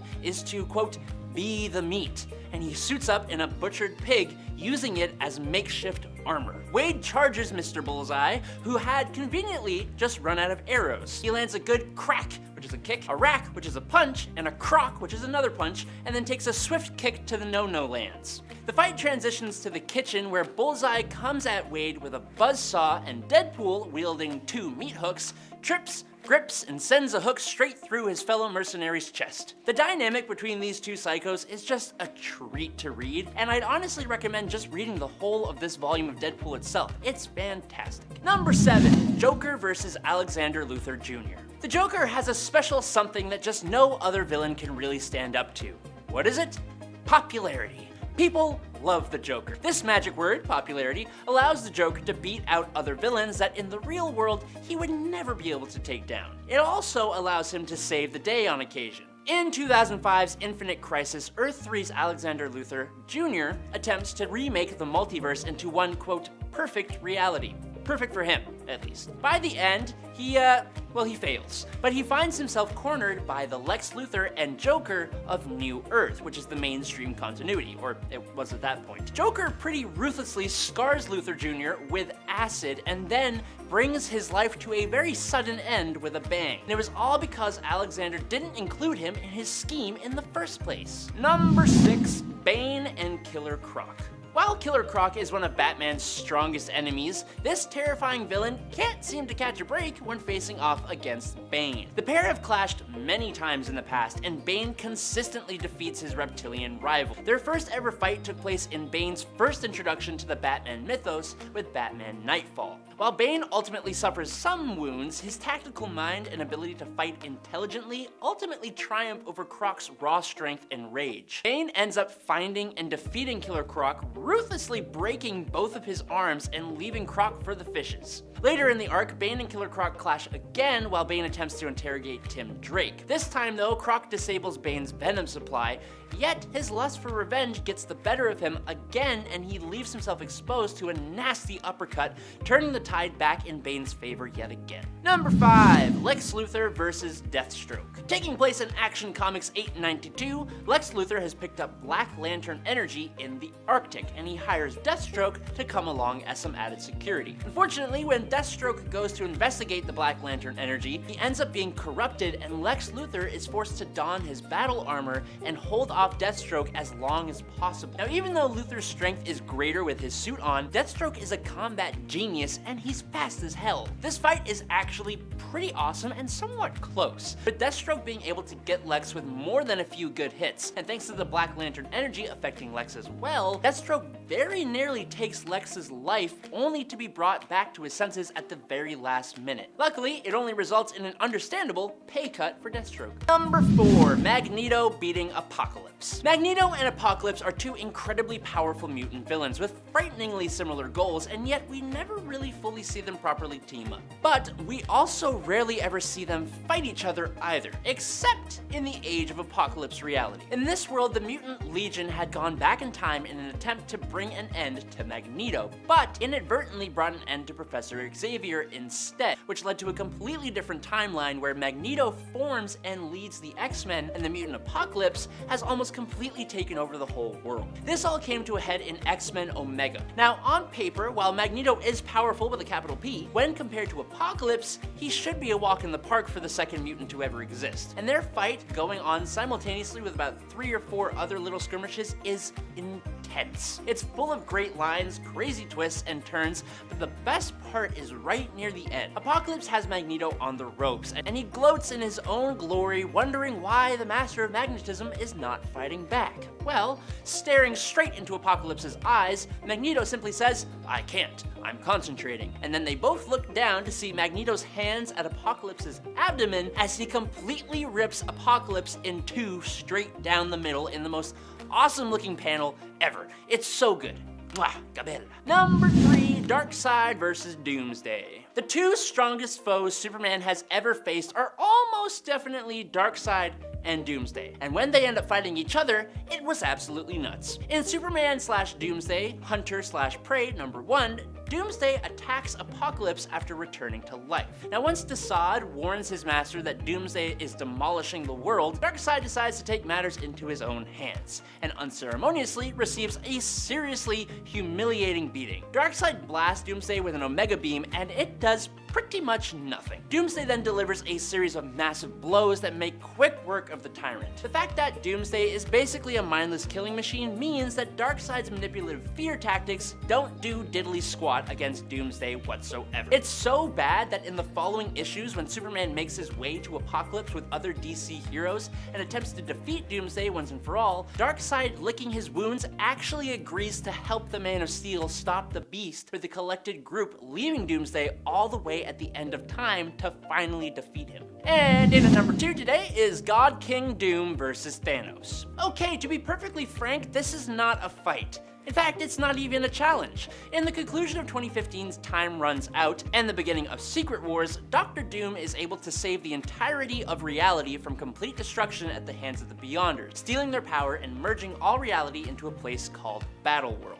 Dr. Doom rules over Battleworld as God Emperor, being both the one who saved everything, but also the one who rules with absolute power, just as he always wanted. Now, a few characters show up on Battleworld from Earth 616, having stowed away on an ark capable of surviving the end of everything. With their full memories of the world before still intact, they try to stop Doom and put things back to normal. One of these individuals would be Thanos. Thanos, being the rightly smug, extremely powerful Mad Titan that he is, decides to challenge challenge Doom straight on and refuses all of Doom's offers to just work with him. Thanos goes on some little rant about how when he had the Infinity Gauntlet, he acted as a god, calling Doom a weak god. In retort, Doom goes, "And do you have an Infinity Gauntlet now?" To which Thanos replies, I do not, but I remain Thanos the Great Tyrant, and for you, that will be enough. Then, in one quick move, Doom simply plunges his hand into Thanos' chest, grabs a hold of his spine, and turns his body to ash as he says, "That appears untrue," leaving one of the most amazing comic book panels I have ever seen in my entire life. It's so cool. And finally, in at number 1 today, it's Molecule Man versus the Beyonder. The first Secret Wars event introduced one of the most powerful cosmic beings in the Marvel Universe, the Beyonder, who took the heroes and villains away to a patchwork planet known as Battleworld to observe the ultimate battle between good and evil. Now, the race that the Beyonder was a part of, the Beyonders, has also created the Molecule Man, Owen Reese. Molecule Man could manipulate matter and energy at the molecular level, giving him near godlike abilities on the same level as the Beyonder, which led to their ongoing rivalry. They have clashed a few times, but my favorite one would be in Secret Wars number 2. The Molecule Man attacked Beyonder directly, and the two were locked in combat. Their powerful energies were causing massive damage to the Rocky Mountains, and it threatened to destroy the entire Earth. It wasn't until the Beyonder attempted one final time to become human, using a giant machine that recreated him as a human baby. That is when Owen was forced to use his powers to slay the infant Beyonder and send all his massive energies back out into the universe that it originated from. Number 10, Venom vs. Sandman. In Peter Parker's Spider-Man Volume 1, number 16, Sandman took to reforming the Sinister Six to go after Spider-Man. Now, one of those six was Eddie Brock, aka Venom. Venom now has a vendetta against the Sinister Six, though, because they embarrassed him pretty badly. Now, during their scuffle that took place inside the Daily Bugle, things quickly take a turn for the choppy as Venom takes a huge chunk out of Sandman's body, digesting it, and this causes Sandman to destabilize and break down. Unable to stop himself from falling apart, Sandman heads for the hills, leaving Venom to fight Spider-Man alone. It's a pretty awful and pretty quick loss for Sandman, who does eventually return, but not as his old self, as the years spent separated from his corporeal form left his mind in tatters. And friends, before we move on to our next spot on this list, if you love what we do here at Top 10 Nerd, be sure to show us you love us by checking out our playlist. We got a villain playlist as well, so if you like villains, we got you. Number 9, Morgan Le Fay versus Dr. Doom. Morgan Le Fay and Dr. Doom have faced off before, and honestly, when it comes to like who would win here, I feel like either could take down their opponent. I might even honestly give the edge to Morgan Le Fay when it comes to just like raw power and magical skill, but what he might lack in raw power, Doom certainly makes up for in ingenuity. Le Fay's mistake was going to attack Doom in his own time, because she is from the past. Using the time cube he then acquired, he was able to use this fact against her to defeat her, sending her on a one-way ticket home to the Middle Ages. Sort of. I mean, she would actually have to like fight her way back to her time too. It's pretty wild. In fact, Doom actually could have even probably destroyed her here, but he either chose not to because perhaps a part of him still, I don't know, had romantic feelings for her, or because she herself was tied to him through time, so doing so would maybe cause him to be harmed or something like that. Number 8, Joker vs. Red Skull. Now look, the Joker is a maniac, an absolutely insane criminal lunatic, but hey, he is an American criminal lunatic, which means dealing with someone with the past of the Red Skull is an absolute no-no for him. Yes, these two villains teamed up together in the Batman and Captain America team-up special back when DC and Marvel actually got along with each other. Now naturally, these heroes' two greatest villains team up to take them on, but I guess it turns out that even the Joker is above the morals of a World War II era war criminal. The Red Skull hires the Joker to steal an atomic doomsday device, which the Clown Prince of Crime totally agrees to do, until he sees Red Skull waltz out with a certain symbol front and center on his outfit, indicating his involvement in World War II, which is then confidently confirmed by the Red Skull. This is when the Joker delivers the line about being an American criminal lunatic, and the two simultaneously attack each other, Joker with his venom and Red Skull with his dust of death, which they are both immune to. This is when Joker then gets smacked over the back of the head with a wrench. Eventually, the fight makes it onto a plane where the Joker overpowers Red Skull and they both go tumbling down through the sky alongside the atomic device that they stole, destroying them both in the Atlantic Ocean. I don't know if I'm shocked at Joker switching sides or at the fact that they had a fist fight while straddling on on top of an active fat boy. It's one of the two. Number 7. Magneto vs. Uranos. One of my favorite fights of recent times. Magneto vs. Uranos is honestly an epic fight. And yes, Magneto is technically a hero at that point in his story, but he certainly started as a villain, and I really love this fight, and this is in part my list, so I'm gonna count it. Okay? Magneto and Uranos came to blows when the Eternals, the race of superpowered beings, not the superhero group themselves, decided that all mutants were actually also deviants and decided to declare war on them as a result. Current Prime Eternal Druig let out Uranos, one of the worst of the Eternal prisoners, to wreak havoc on Mars, aka now planet Arakko, for 1 hour, to help Druig in defeating the mutants. During this time, Uranos severely, and I mean severely, messed up Magneto, but while he thought he'd killed Magneto, he was wrong. And Magneto, teamed up with Storm, would return to take Uranos down the next time they came to blows. At the time, the fight cost Magneto his life, and it was an epic battle. You can check it out in the AXE event in the X-Men Red tie-in issue in issue number 5, and AXE Judgment Day issue number 4. Number 6. Magneto versus the Red Skull. Now this is not really a fight, it's more like a total domination. Magneto and the Red Skull are on opposite sides of history. Magneto grew up in a Jewish family living in Germany during World War II, and we all know Red Skull and Hydra's stance in World War II Germany. So it's safe to say that these two villains will almost never get along. But in Acts of Vengeance from 1989, Magneto and Red Skull were actually temporarily united. But it's really important to note that Magneto was unsure whether this was the Red Skull that aided Germany in the mass wipeout of his people. So Magneto confronted Red Skull, and Red Skull confirmed that he was indeed the original. And just like that, it didn't take much for Magneto, the Master of Magnetism, to overpower the Skull. But unlike what you might think, Magneto does not take his life. Instead, the Red Skull wakes up in a pitch black bunker with Magneto turning a flashlight on him as he monologues at him about how ending his life would just make Magneto no better than a common killer, no better than Red Skull. And then he reminds him how he is much better than Red Skull. Magneto explains Skull's new situation: solitary confinement in a stripped down fallout shelter 20 feet underground with no ladder to the escape hatch, 10 gallons of water he is going to have to conserve, and Magneto rips out Skull's homing transmitters. He gives him no food, no light, just water and air, and he leaves him to wish that Magneto had just ended his life.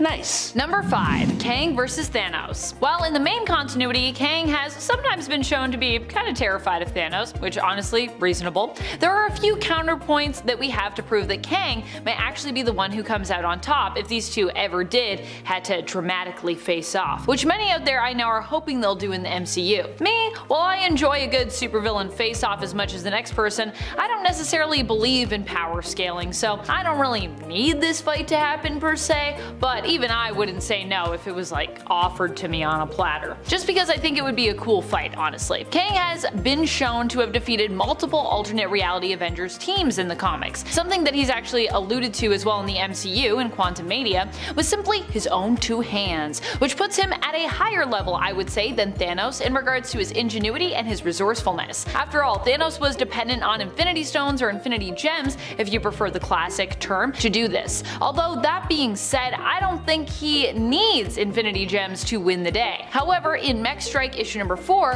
which takes place in an alternate reality, Kang also made quick work of Thanos, who was fighting with the alternate reality team of mech-wielding Avengers. Kang, being a master of time, used that time to age Thanos, reducing him to bones within a few quick and brutal panels. In at number 4 today is Thrag vs. Battle Beast. Now, some people may come for me here saying that Battle Beast is a hero. Some would agree that he is a villain. I'd say that Battle Beast fights for his own reasons on both sides, as long as it serves his goal. And what is that goal? He lives to find his equal and better in combat so that they can bring the end of his life in an honorable battle. The Viltrumites from the Invincible series are a race of near invulnerable, incredibly strong, world-conquering aliens, but none among them stands as strong, as invulnerable, as Grand Regent Thrag. Battle-hardened over thousands of years, only the most powerful characters can even hope to stand stand one-on-one against this powerhouse, and this makes him the perfect opponent for Battle Beast, and their fight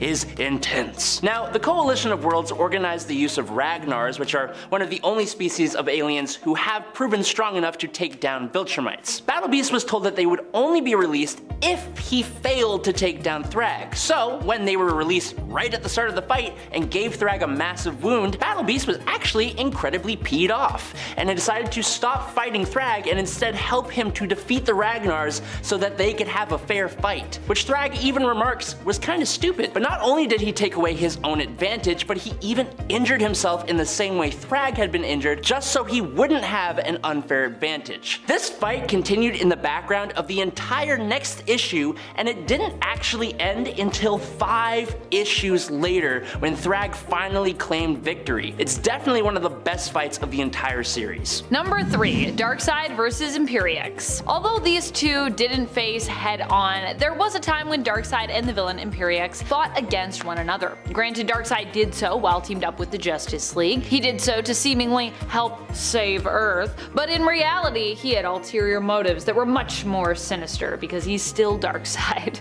If you thought Darkseid was deadly, Imperiex may have actually been even more so. While Darkseid wants to rule the universe, Imperix's sole purpose is basically to destroy it. Darkseid, however, hoped to defeat Imperiex so that he might steal his energy and use it to conquer everything. But then, Brainiac 13 beat him to that, and so Darkseid was forced to assist fully in defeating Imperiex. And basically, forgo his own plan. He's like, dang it, Brainiac, you beat me to it. Number 2, Thanos vs Darkseid. When the story of Marvel vs DC was being planned out, publishers from both sides made decisions for how certain battles would conclude, but they also allowed fans to determine the outcome of certain battles as well. So as you can imagine, the battle between what is arguably DC and Marvel's biggest bad guys ever left fans rather divided. With the two often being compared and contrasted, and even claims that one is a copy of another, this battle was a long time coming. It was an interesting one, kind of told in little snippets throughout the 4 issues of the story. We see them first come face to face, and then Thanos approaches the battle with a pretty respectable threat against the ruler of Apocalypse. Darkseid, on the other hand, dropped all sense of mutual respect, and he straight up called Thanos a pale imitation of himself. Kind of a sick burn. Then, later on, Darkseid 6 Lobo on Thanos before coming to face him properly. Then, their fight is interrupted by the heroes showing up to intervene, and then the whole merging of the 2 universes is settled by the fighting entities of the Living Tribunal and the Spectre. So we don't even definitively get an end here. Now I gotta be honest though, I do believe that Darkseid would win 9 times out of 10. He just has way more going for him than Thanos does, and that's saying a lot. Now if you disagree, feel free to drop a comment and tell me why, because I am curious to know. Number 1, Batman Who Laughs vs Perpetua. When you think about just who Batman Who Laughs is on paper, it doesn't sound insanely strong. But then you consider how wild his mind would be if we took, Bruce Wayne, Batman, and we took the Joker and we combined those 2 people. And just what he would then be capable of. And yeah, kinda does make sense. Perpetua is literally one of the most powerful beings in the DC multiverse, so honestly that's a given. These two duked it out near the end of Dark Knight's death metal, and surprisingly, Batman Who Laughs was able to turn the tables on Perpetua, sealing her back in the source wall before shattering it and thereby destroying her. Coming in at number 10, we've got Deathstroke versus Gorilla Grodd, 2 villains with an unexpected rivalry with incredibly tragic origins. While working for the villainous organization Hive, Deathstroke and his ex-wife Adeline Kane are captured when the group is surprise attacked by Vandal Savage and Gorilla Grodd, the latter of which winds up cutting Adeline's throat for a ritual to unlock the power of the Fountain of Youth. Outraged and heartbroken, Deathstroke would go on a violent spree to exact revenge on Grodd, attacking the heart of gorilla civilization and killing multiple intelligent apes in his search for his true enemy, a situation where nobody wins and the villains just continue hurting themselves and others more and more. Coming in at number 9, Green Goblin vs Hobgoblin. Green Goblin vs Hobgoblin seems to only have happened in the 90s Spider-Man animated series that I love to talk about, but it could have happened elsewhere, just according to my research. After Hobgoblin was introduced before Green Goblin, Osborn went kinda nuts because, Goblin. But since Osborn was the one who equipped the Hobgoblin, he was able to know where he'd be and who he was under the mask, resulting in Goblin attacking Hobby at Wilson Fisk's tower base. place kind of thing, who had also been discovered by Spider-Man, who was shocked to see multiple goblins. This fight was certainly more tame since it was a 90s cartoon, but it's still pretty damn cool to see the goblins going at it, in like a fighting to see which goblin reigns supreme kind of way, not going in any other way, you freaking sickos, okay? I know where your mind is. While you're in the gutter, could you please clear it out? Okay, it's full of leaves. Coming in at number 8, we've got Ultimate Dr. Octopus versus Ultimate Green Goblin. In the Ultimate Marvel universe, both Otto Octavius and Norman Osborn became their supervillain alter egos in the same accident, with Otto's mechanical arms being grafted onto his body in the same experiment that transformed Norman Osborn into a muscular version of the Green Goblin. After fighting together against Spider-Man for years, Doc Ock finally saw an opportunity to leave his life of crime behind when he was freed from prison. However, the Green Goblin refused to give up on his quest for revenge, and after being enraged by Otto's comments on Spider-Man potentially being their greatest creation as scientists, he flat out murdered Octavius in the street to keep the rest of his superpowered followers in line. That's gonna be a yikes from me, Norman. Number 7, Black Panther versus Namor. Probably one of the most brutal fights I've ever seen on screen in the Marvel Cinematic Universe comes to us from the recent Black Panther sequel, Wakanda Forever. That's right, we're going to the MCU, baby! In this film, it is T'Challa's sister Shuri who takes up the mantle of Black Panther after her brother passes away, which was changed in the script after the real-world death of Chadwick Boseman, who initially played Black Panther, Prince turned King T'Challa in the first film and in the MCU. Shuri here takes up the mantle as a last resort to reconnect with the family she has lost, but also because she knows it is the only way she will be able to fight against the newly introduced and complex antagonist in this movie, Namor, the Submariner, or Namor if you prefer. I love the way that it's said in this movie, Namor. When the two do come to blows after Shuri does successfully recreate the heart-shaped herb and becomes Black Panther, Shuri also uses her smarts to take advantage of Namor's weaknesses, creating a device to dry him out, which she places in one of her ships and activates during the fight against the famed Talokan. During the fight, the airship crash lands on a desert-looking beach. It looks real crispy down there, I gotta say. And the two continue their bloody fight, both almost dying as Shuri attempts to prevent Namor from getting back into the water. Through the course of their fight, Black Panther rips off one of Namor's ankle wings, which allows him to fly, and Namor at one point skewers her with a part of the wreckage. Or a spear, I'm not really sure what it is. It looks like a spear, but he also kind of grabbed it from where like the wreckage was. Maybe there were spears on the ship, who knows. Number 6, Thor versus Kull Borson. Also known as the Serpent and the God of Fear, Kull Borson is actually Thor's uncle, but that didn't stop these two from fighting one another. In fact, their fight was in essence destined to happen. It had to happen, and Thor was fated to die in this battle against his uncle. Odin had attempted to keep Thor safe from this prophecy by locking Kull away years ago. Kull was once actually the rightful ruler of Asgard, the Allfather, but Odin was forced to overthrow his brother after Kull became obsessed with striking fear into both the hearts of his enemies and even kind of his allies. Odin locked Kull away deep beneath the sea, hoping to keep him from ever becoming powerful enough to rise again after he learned that the serpent was prophesied to kill his son. However, even doing this cannot prevent the prophecy from coming to pass. Eventually, Kull would rise up, powered by the fears of the people of Midgard, and choose his own champions, awarding them great power and each their own hammer. Thor would learn the truth of his uncle and with the Avengers do battle against him and his army, dying as predicted in the fight against his uncle, but fortunately defeating him too.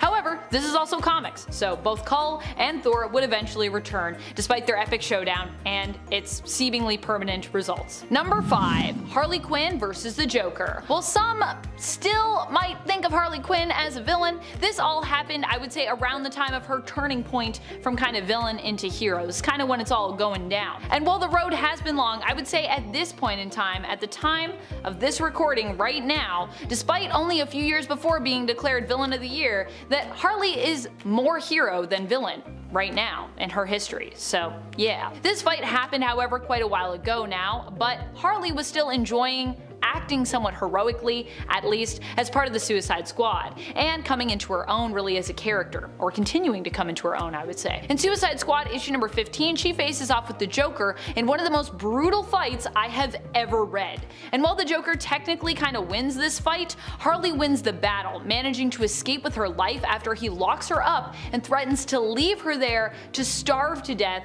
with all the corpses of the supposed Harleys who came before her. There is so much about this fight fight that I cannot talk about in detail because we're on YouTube. But just trust me, it's just because it's also literally that brutal. So if you want to read a brutal fight, check it out. Number 4, Spider-Man vs. Green Goblin. This one ended in seeming death for both parties, and it doesn't get more brutal than that. Add in the fact that Peter Parker was also unmasked during the fight and had his loved ones and neighborhood watching him get basically beaten into oblivion, and it creates a pretty intense picture in your mind and in your heart. Or, well, yeah, I mean, you don't even really need to create a picture of it in your mind because this comes from the Ultimate Comics, and of course, they provide the pictures for you because it's a comic book. And what a brutal picture they do paint. This fight isn't just brutal in a physical sense, although it is also that, with Peter smashing a hulking Green Goblin with basically a semi-truck at one point, but it's also brutal in the emotional sense, because it ends with Peter's apparent death.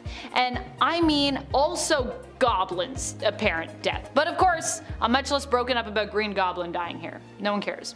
Norman, you deserved it. In fact, I kind of feel relieved at that part.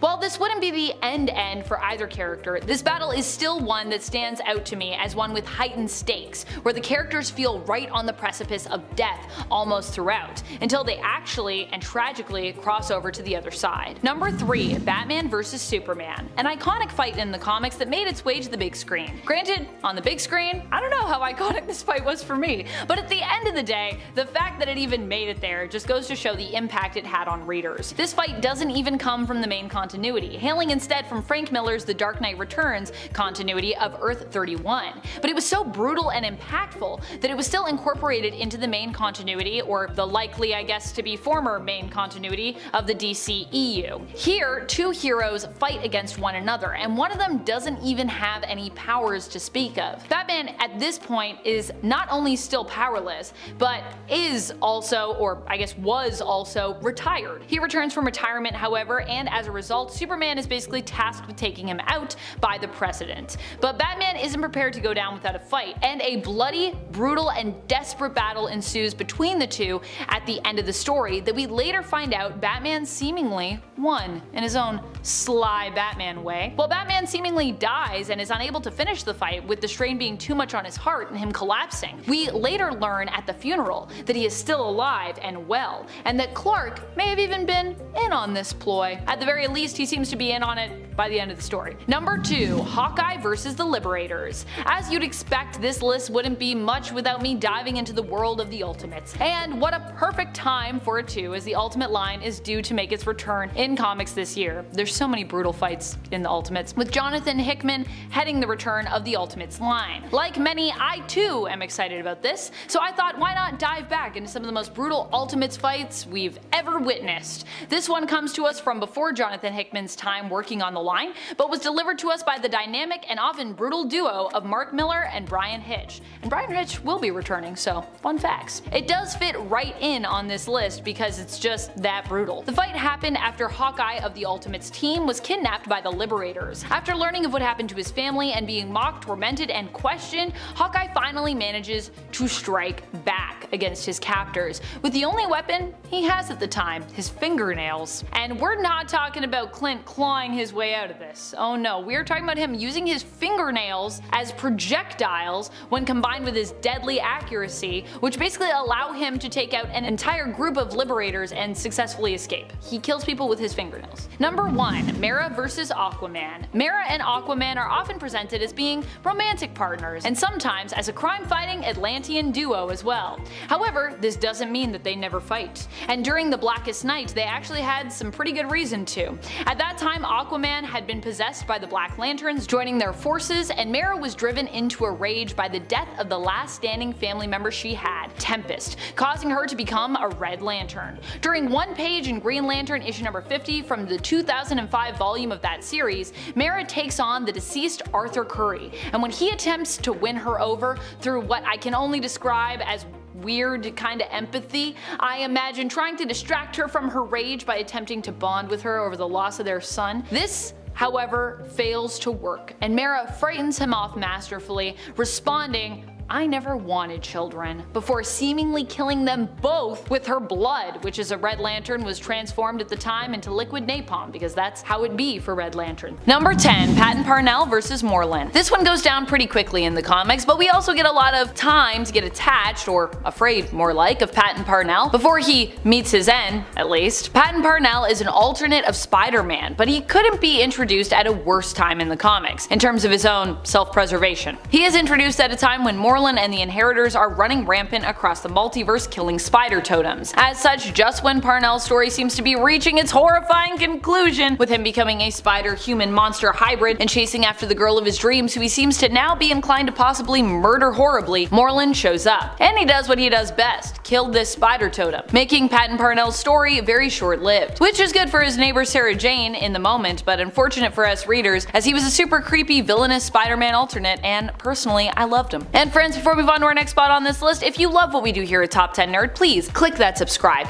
Do it, do it, do it! Number 9. Joker vs. Red Skull. Oddly enough, despite being from two very different worlds, these two fought one another in the comic Batman and Captain America, a joint comic venture from both Marvel and DC, written by and with inks by John Byrne. While Batman and Captain America teamed up in the comics, also swapping sidekicks, so do their enemies, the Joker and Red Skull. However, when the Joker learns of Red Skull's bizarre patriotism and ideology, he swears to fight against him. On learning of the Skull's allegiance and Red Skull's offer for Joker to join him and his people, Joker responds by stating, "I may be a criminal lunatic, but I'm an American criminal lunatic." Despite his strong stance against the Red Skull and what he represents, however, Joker is pretty easily defeated here in this fight, being knocked out by one of Skull's goons before being dragged onto the plane to be taken back to Germany. Of course, they never do make it there, and Joker gets the last laugh in the end. Well, really the heroes get the last laugh in the end, but like many fights involving the standard Joker, this one against Red Skull is fairly one-sided. Number 8. Green Goblin vs. Sin Eater. I think the really cool thing about this fight is that in defeating Norman Osborn, Sin Eater also freed him. For Sin Eater, defeating a villain usually has to do with absolving them of their sin, which was exactly what happened here when Sin Eater finally caught up to Norman Osborn. Taking his gun, he fired and shot Norman directly, thereby removing his sin from him. Norman begged and pleaded to not be absolved because he claimed he wanted to beat his own demons by himself, but it turns out that this was likely not really Norman talking, but the Green Goblin, who probably was just pleading to try and maintain his sense of evil. Number 7. Mephisto vs. Khonshu. While Mephisto doesn't end up as being permanently defeated, Khonshu, with his avatar Moon Knight, still manages to kill a hefty number of Mephistos. It turns out there are a bunch of different alternates, so Mephisto is able to just kinda like keep coming, but Khonshu, with stolen powers of the Avengers and the help of Moon Knight, ends up defeating 100 Mephistos in one day, which is wild. That's a lot of Mephistos. One is honestly a lot. And if you're wondering why Khonshu is being considered a villain here, it's because during this story arc, Age of Khonshu, he was actually kind of revealed to be one, acting in the name of justice, but really taking over the world himself and then turning it into kind of like his own Egyptian underworld in the name of defeating Mephisto. Number 6. Dr. Doom vs. Morgan Le Fay. Doom is often one who believes he is more powerful than all, and in most cases, he's usually right, possessing a brilliant mind, an extremely powerful will, and also being skilled in the use of magic. However, even with being a former student of Morgan Le Fay's, even his magic prowess is no match for her own. When Morgan learns that in the future her student and lover Victor will betray her, she decides to strike first. She travels through time to kill him, and although he attempts to stand against her, she very nearly succeeds in defeating him for good. But even though the Dark Avengers do come to stop her, the initial battle here is quick and painful for Doom before he ends up being rescued. Number 5. Killer Croc vs. Bane. Back in Batman issue 489, two heroes known for their strength and sometimes monstrous nature fought one another. And while they may have seemed more evenly matched on paper, one of them made quick work of the other. We are talking about the fight between Bane and Killer Croc, which happened in the pages of Batman back in the 1990s. While initially Killer Croc seems confident in this fight, things quickly turn south after Bane breaks his arm. From there, Bane continues to basically kick his butt and leaves him knocked out and bleeding amongst a pile of toys in the Eden Park Mall. The crazy thing was, that Bane and Croc didn't even really fight because they had beef, but more because Bane wanted to face Batman. However, Bane leaves after discovering that the Batman he's come across here is not the true Batman, but Jean-Paul Valley. Number 4. Ishmael Gregor versus Black Adam. This one comes to us from the recent DC film released exclusively in theaters, Black Adam. The initial fight between these two characters is a fast and brutal one, thanks to Black Adam's rage. In this world, Black Adam is more pitched as an anti-hero, but in the comics, he has been known as a straight-up villain before. Although right now, I would say in the comics, he's also more of an anti-hero, so kinda makes sense. Still, even in the DCEU, this is a guy who has god-tier powers and who just straight up kills people who get in his way. In the case of Ishmael Gregor, he is the descendant of Black Adam's oldest enemy, the King of Kahndaq, who once oppressed his own people in search of greatness. When Ishmael seems to be trying to follow in his ancestors' footsteps and also kidnaps the son of Adriana Tomaz, Amon, both of whom are Teth Adam's allies, Black Adam loses it, emitting a powerful blast of electric energy that defeats Ishmael instantly. While this defeat is swift, it turns out that it's not permanent, however, as this may have been part of Ishmael's plan all along. This one comes from a super random place, but is a pretty intense fight between what are likely the two main baddies of the MCU thus far. In the comics Avengers Mech Strike issue number 4, Thanos is brought into this fight to face Kang, who the entire Avengers are basically up against. Unfortunately, despite Thanos' strength and brilliance, even he cannot defeat the Master of Time. All it takes is for Kang to lay his hands on Thanos and force him to experience the power Kang holds over time itself. He ages Thanos rapidly with his touch to the point that Thanos is no more than a skull, which is a creative way to kill him considering that Thanos was boasting of taking Kang's skull for his own trophy following their fight. Hahaha. Kang doesn't even plan to keep Thanos' skull either, tossing it on the ground and saying he doesn't need souvenirs to keep warm memories in his heart. It's kind of a weird thing to say when you kill someone, warm memories, but you know. The Avengers beat him back after this, but it's an impressive show of strength from Kang. Number 2. Joker vs. Poison Ivy. One of the most brutal fights in comics comes unsurprisingly from the world of Injustice, though more specifically we're talking about Injustice Year Zero, issue number 8. Here Poison Ivy pays the Joker a visit to get revenge for the years of mistreatment towards his then ex, Harley Quinn. Ivy is inspired to do this after Harley reveals that she secretly had his daughter, and Ivy warns the Joker that if he ever hurts Harley again,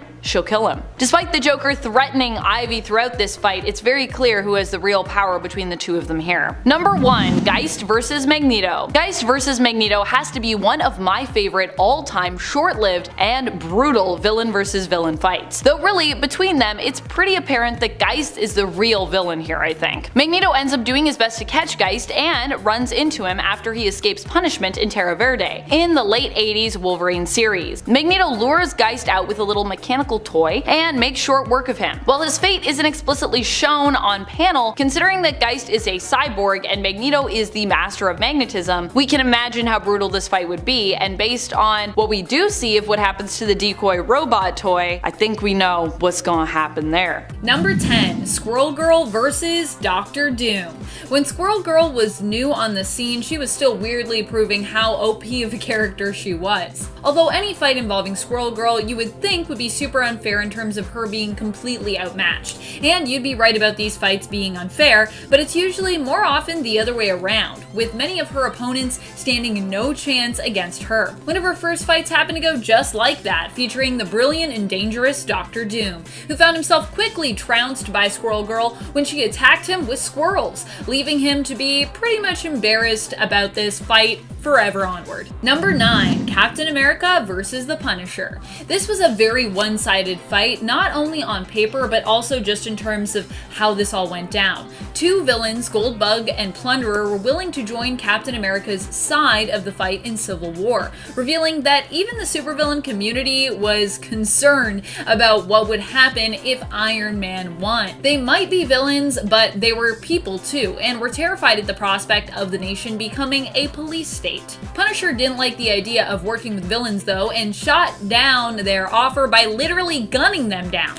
This resulted in a pissed off Cap beginning a brutal fight with Frank, who refused to fight back because, well, Captain America was one of the good guys? So based on how this fight shook out, I don't know if you'd actually be able to tell. Captain America beats the Punisher within an inch of his life over the course of a handful of panels, and also calls him a murderous piece of trash. Wow, that is pretty brutal, Cap. Alright friends, before we move on to this next point, just a quick reminder to give this video a thumbs up if you're enjoying it. It really does help us out here at the channel. Number 8, the Punisher versus Daken. In this fight, Punisher once again is brutally defeated by his opponent, though this time a lot more permanently. Punisher ends up being no match for Daken, who makes quick work of him despite all his guns. I mean, we already knew this was how it was going to end, didn't we? Considering Daken takes after his dad, Logan, and has a pretty intense healing factor. The real impressive thing though is just how much of a beating and stabbing Frank withstands before Daken inevitably takes the victory. In the end, Daken decapitates Frank Castle, killing him, though Frank of course would later come back as the monster Frankencastle and then later be returned to his old self once again. Number 7, Dazzler versus Techmaster. One of the most brutal things you can do to a character, we all know, is not to just throw them brutally across a room into a wall, but literally throw them so forcefully that it looks like they were simply drawn sideways in a fight. Like someone took that figure and rotated it, which is what happens in this comic. And I was like, wow, you know that's bad. Look at Dazzler go, she's literally like this. That's what happened to Dazzler when she faced off against Techmaster. Well, Techmaster is very much, I would say, a lesser known villain, having only appeared in about a handful of issues during his time in the comics. This fight still personally had me on the edge of my seat. Honestly, a lot of classic stories have me on the edge of my seat. I just feel like the suspense just feels so heightened. While Dazzler usually pulls out all her bells and whistles in a fight, in this one she has her special portable radio made by Reed Richards, Mr. Fantastic of the Fantastic Four, destroyed, and ultimately it comes down to basically kind of like fisticuffs as Dazzler fights desperately for survival here. She does win and even almost causes the death of her opponent as he tumbles backwards and falls over a railing. However, her manager, Harry Osgood, manages to rush in at the last minute and save the villain from certain doom, and with his life saved, Techmaster basically decides to make peace with both his rival Harry and with Harry's talent, Alison Blair. So it all kind of works out in the end. Number 6, Batman vs. Reverse Flash. This fight was heart-wrenching for so many reasons, and pretty much perfectly encapsulates the kind of fights I'm excited to highlight here on this list, let me tell you. In Batman issue number 21 from the 2016 comic, part of the Button story, Batman is forced to fight against an enemy who pretty much completely outranks him, the Reverse Flash. We see him get brutally attacked, and while it seems like there is no way Batman can win here, we later learn that being the smart man that he is, Batman himself knew that, and so he'd kind of already won, simply by accepting the fact that if he fought directly, he would lose, and knowing that his best bet would actually be basically to stall until the Flash returned, which ended up being a successful and life-saving strategy actually. Although I mean, in the end the Flash was still a little late, but it worked out, so yeah, and it was brutal, so it ranks. Number 5, Punisher vs. Wolverine. I mean, these two are both superheroes, which is maybe what makes the fight so much more brutal. This one happened during Garth Ennis's and Derek Robertson's time on Punisher. Here Punisher and Wolverine end up in a kind of a reluctant team up, or a team up gone wrong I would say, when Wolverine questions Punisher's methods here. As a result, to prevent Wolverine from hunting him down, or at least to kind of like slow Wolverine down because you know, it's pretty unkillable, Punisher resorts to all kinds of brutal tactics, including shooting Wolverine point blank in the face with a shotgun, allowing him to have his limbs basically sawed off, attacking him below the belt, and steamrolling him. Literally he got steamrolled. He got a steamroller and he ran Wolverine over. Boy. Wolverine of course survives all this mistreatment, but it's still a brutal read, and it's brutal in like a lot of ways to me. Definitely a brutal fight. Number 4, Batman vs. the Joker. During the events of Endgame, no, not the Marvel Endgame, the comic story from Batman Endgame, Joker and Batman essentially end up trying to straight up murder one another, or at least from a reader standpoint, that's basically what it seems like. Well, Joker at this point boasts of a healing factor that he claims he received hundreds of years before due to him being like basically this ancient being, far more ancient than Batman could have ever ever imagined. It's revealed through the course of their fight that,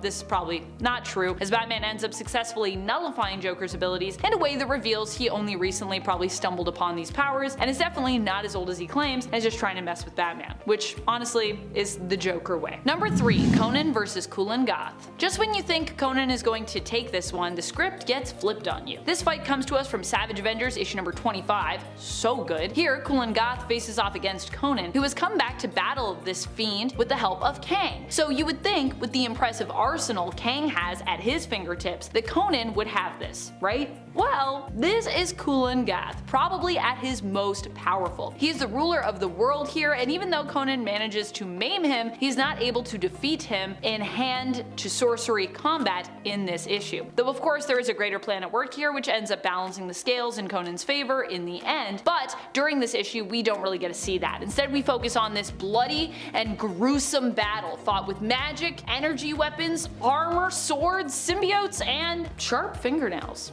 Deadly sharp, if I may add. Number 2. Superman vs. Doomsday. Superman and Doomsday have an iconic fight that many of us know from the famous story Death of Superman. Now, if you've already watched my part 1 to this list, then this fight actually might remind you of another one I talked about over there. And if you haven't watched part 1 yet, be sure to do that after you finish this video, because we have even more brutal superhero fights waiting for you over there. And if you have already watched it, you can guess below which fight I'm referring to as to which one is kind of similar to this Superman vs. Doomsday fight. In this fight, Superman gives up his life to basically defeat Doomsday. This works with Doomsday perishing alongside Superman, ushering in the mourning period that would follow for Earth's greatest hero. But while there were those who could not believe what they were reading at the time that this story came out, this shocking moment at least would not end up being quite so frighteningly permanent, with Clark Kent later being resurrected. Even when you go back and read this, it's very powerful, it's very emotional. Number 1. Miracle Man vs. Kid Miracle Man. Whew!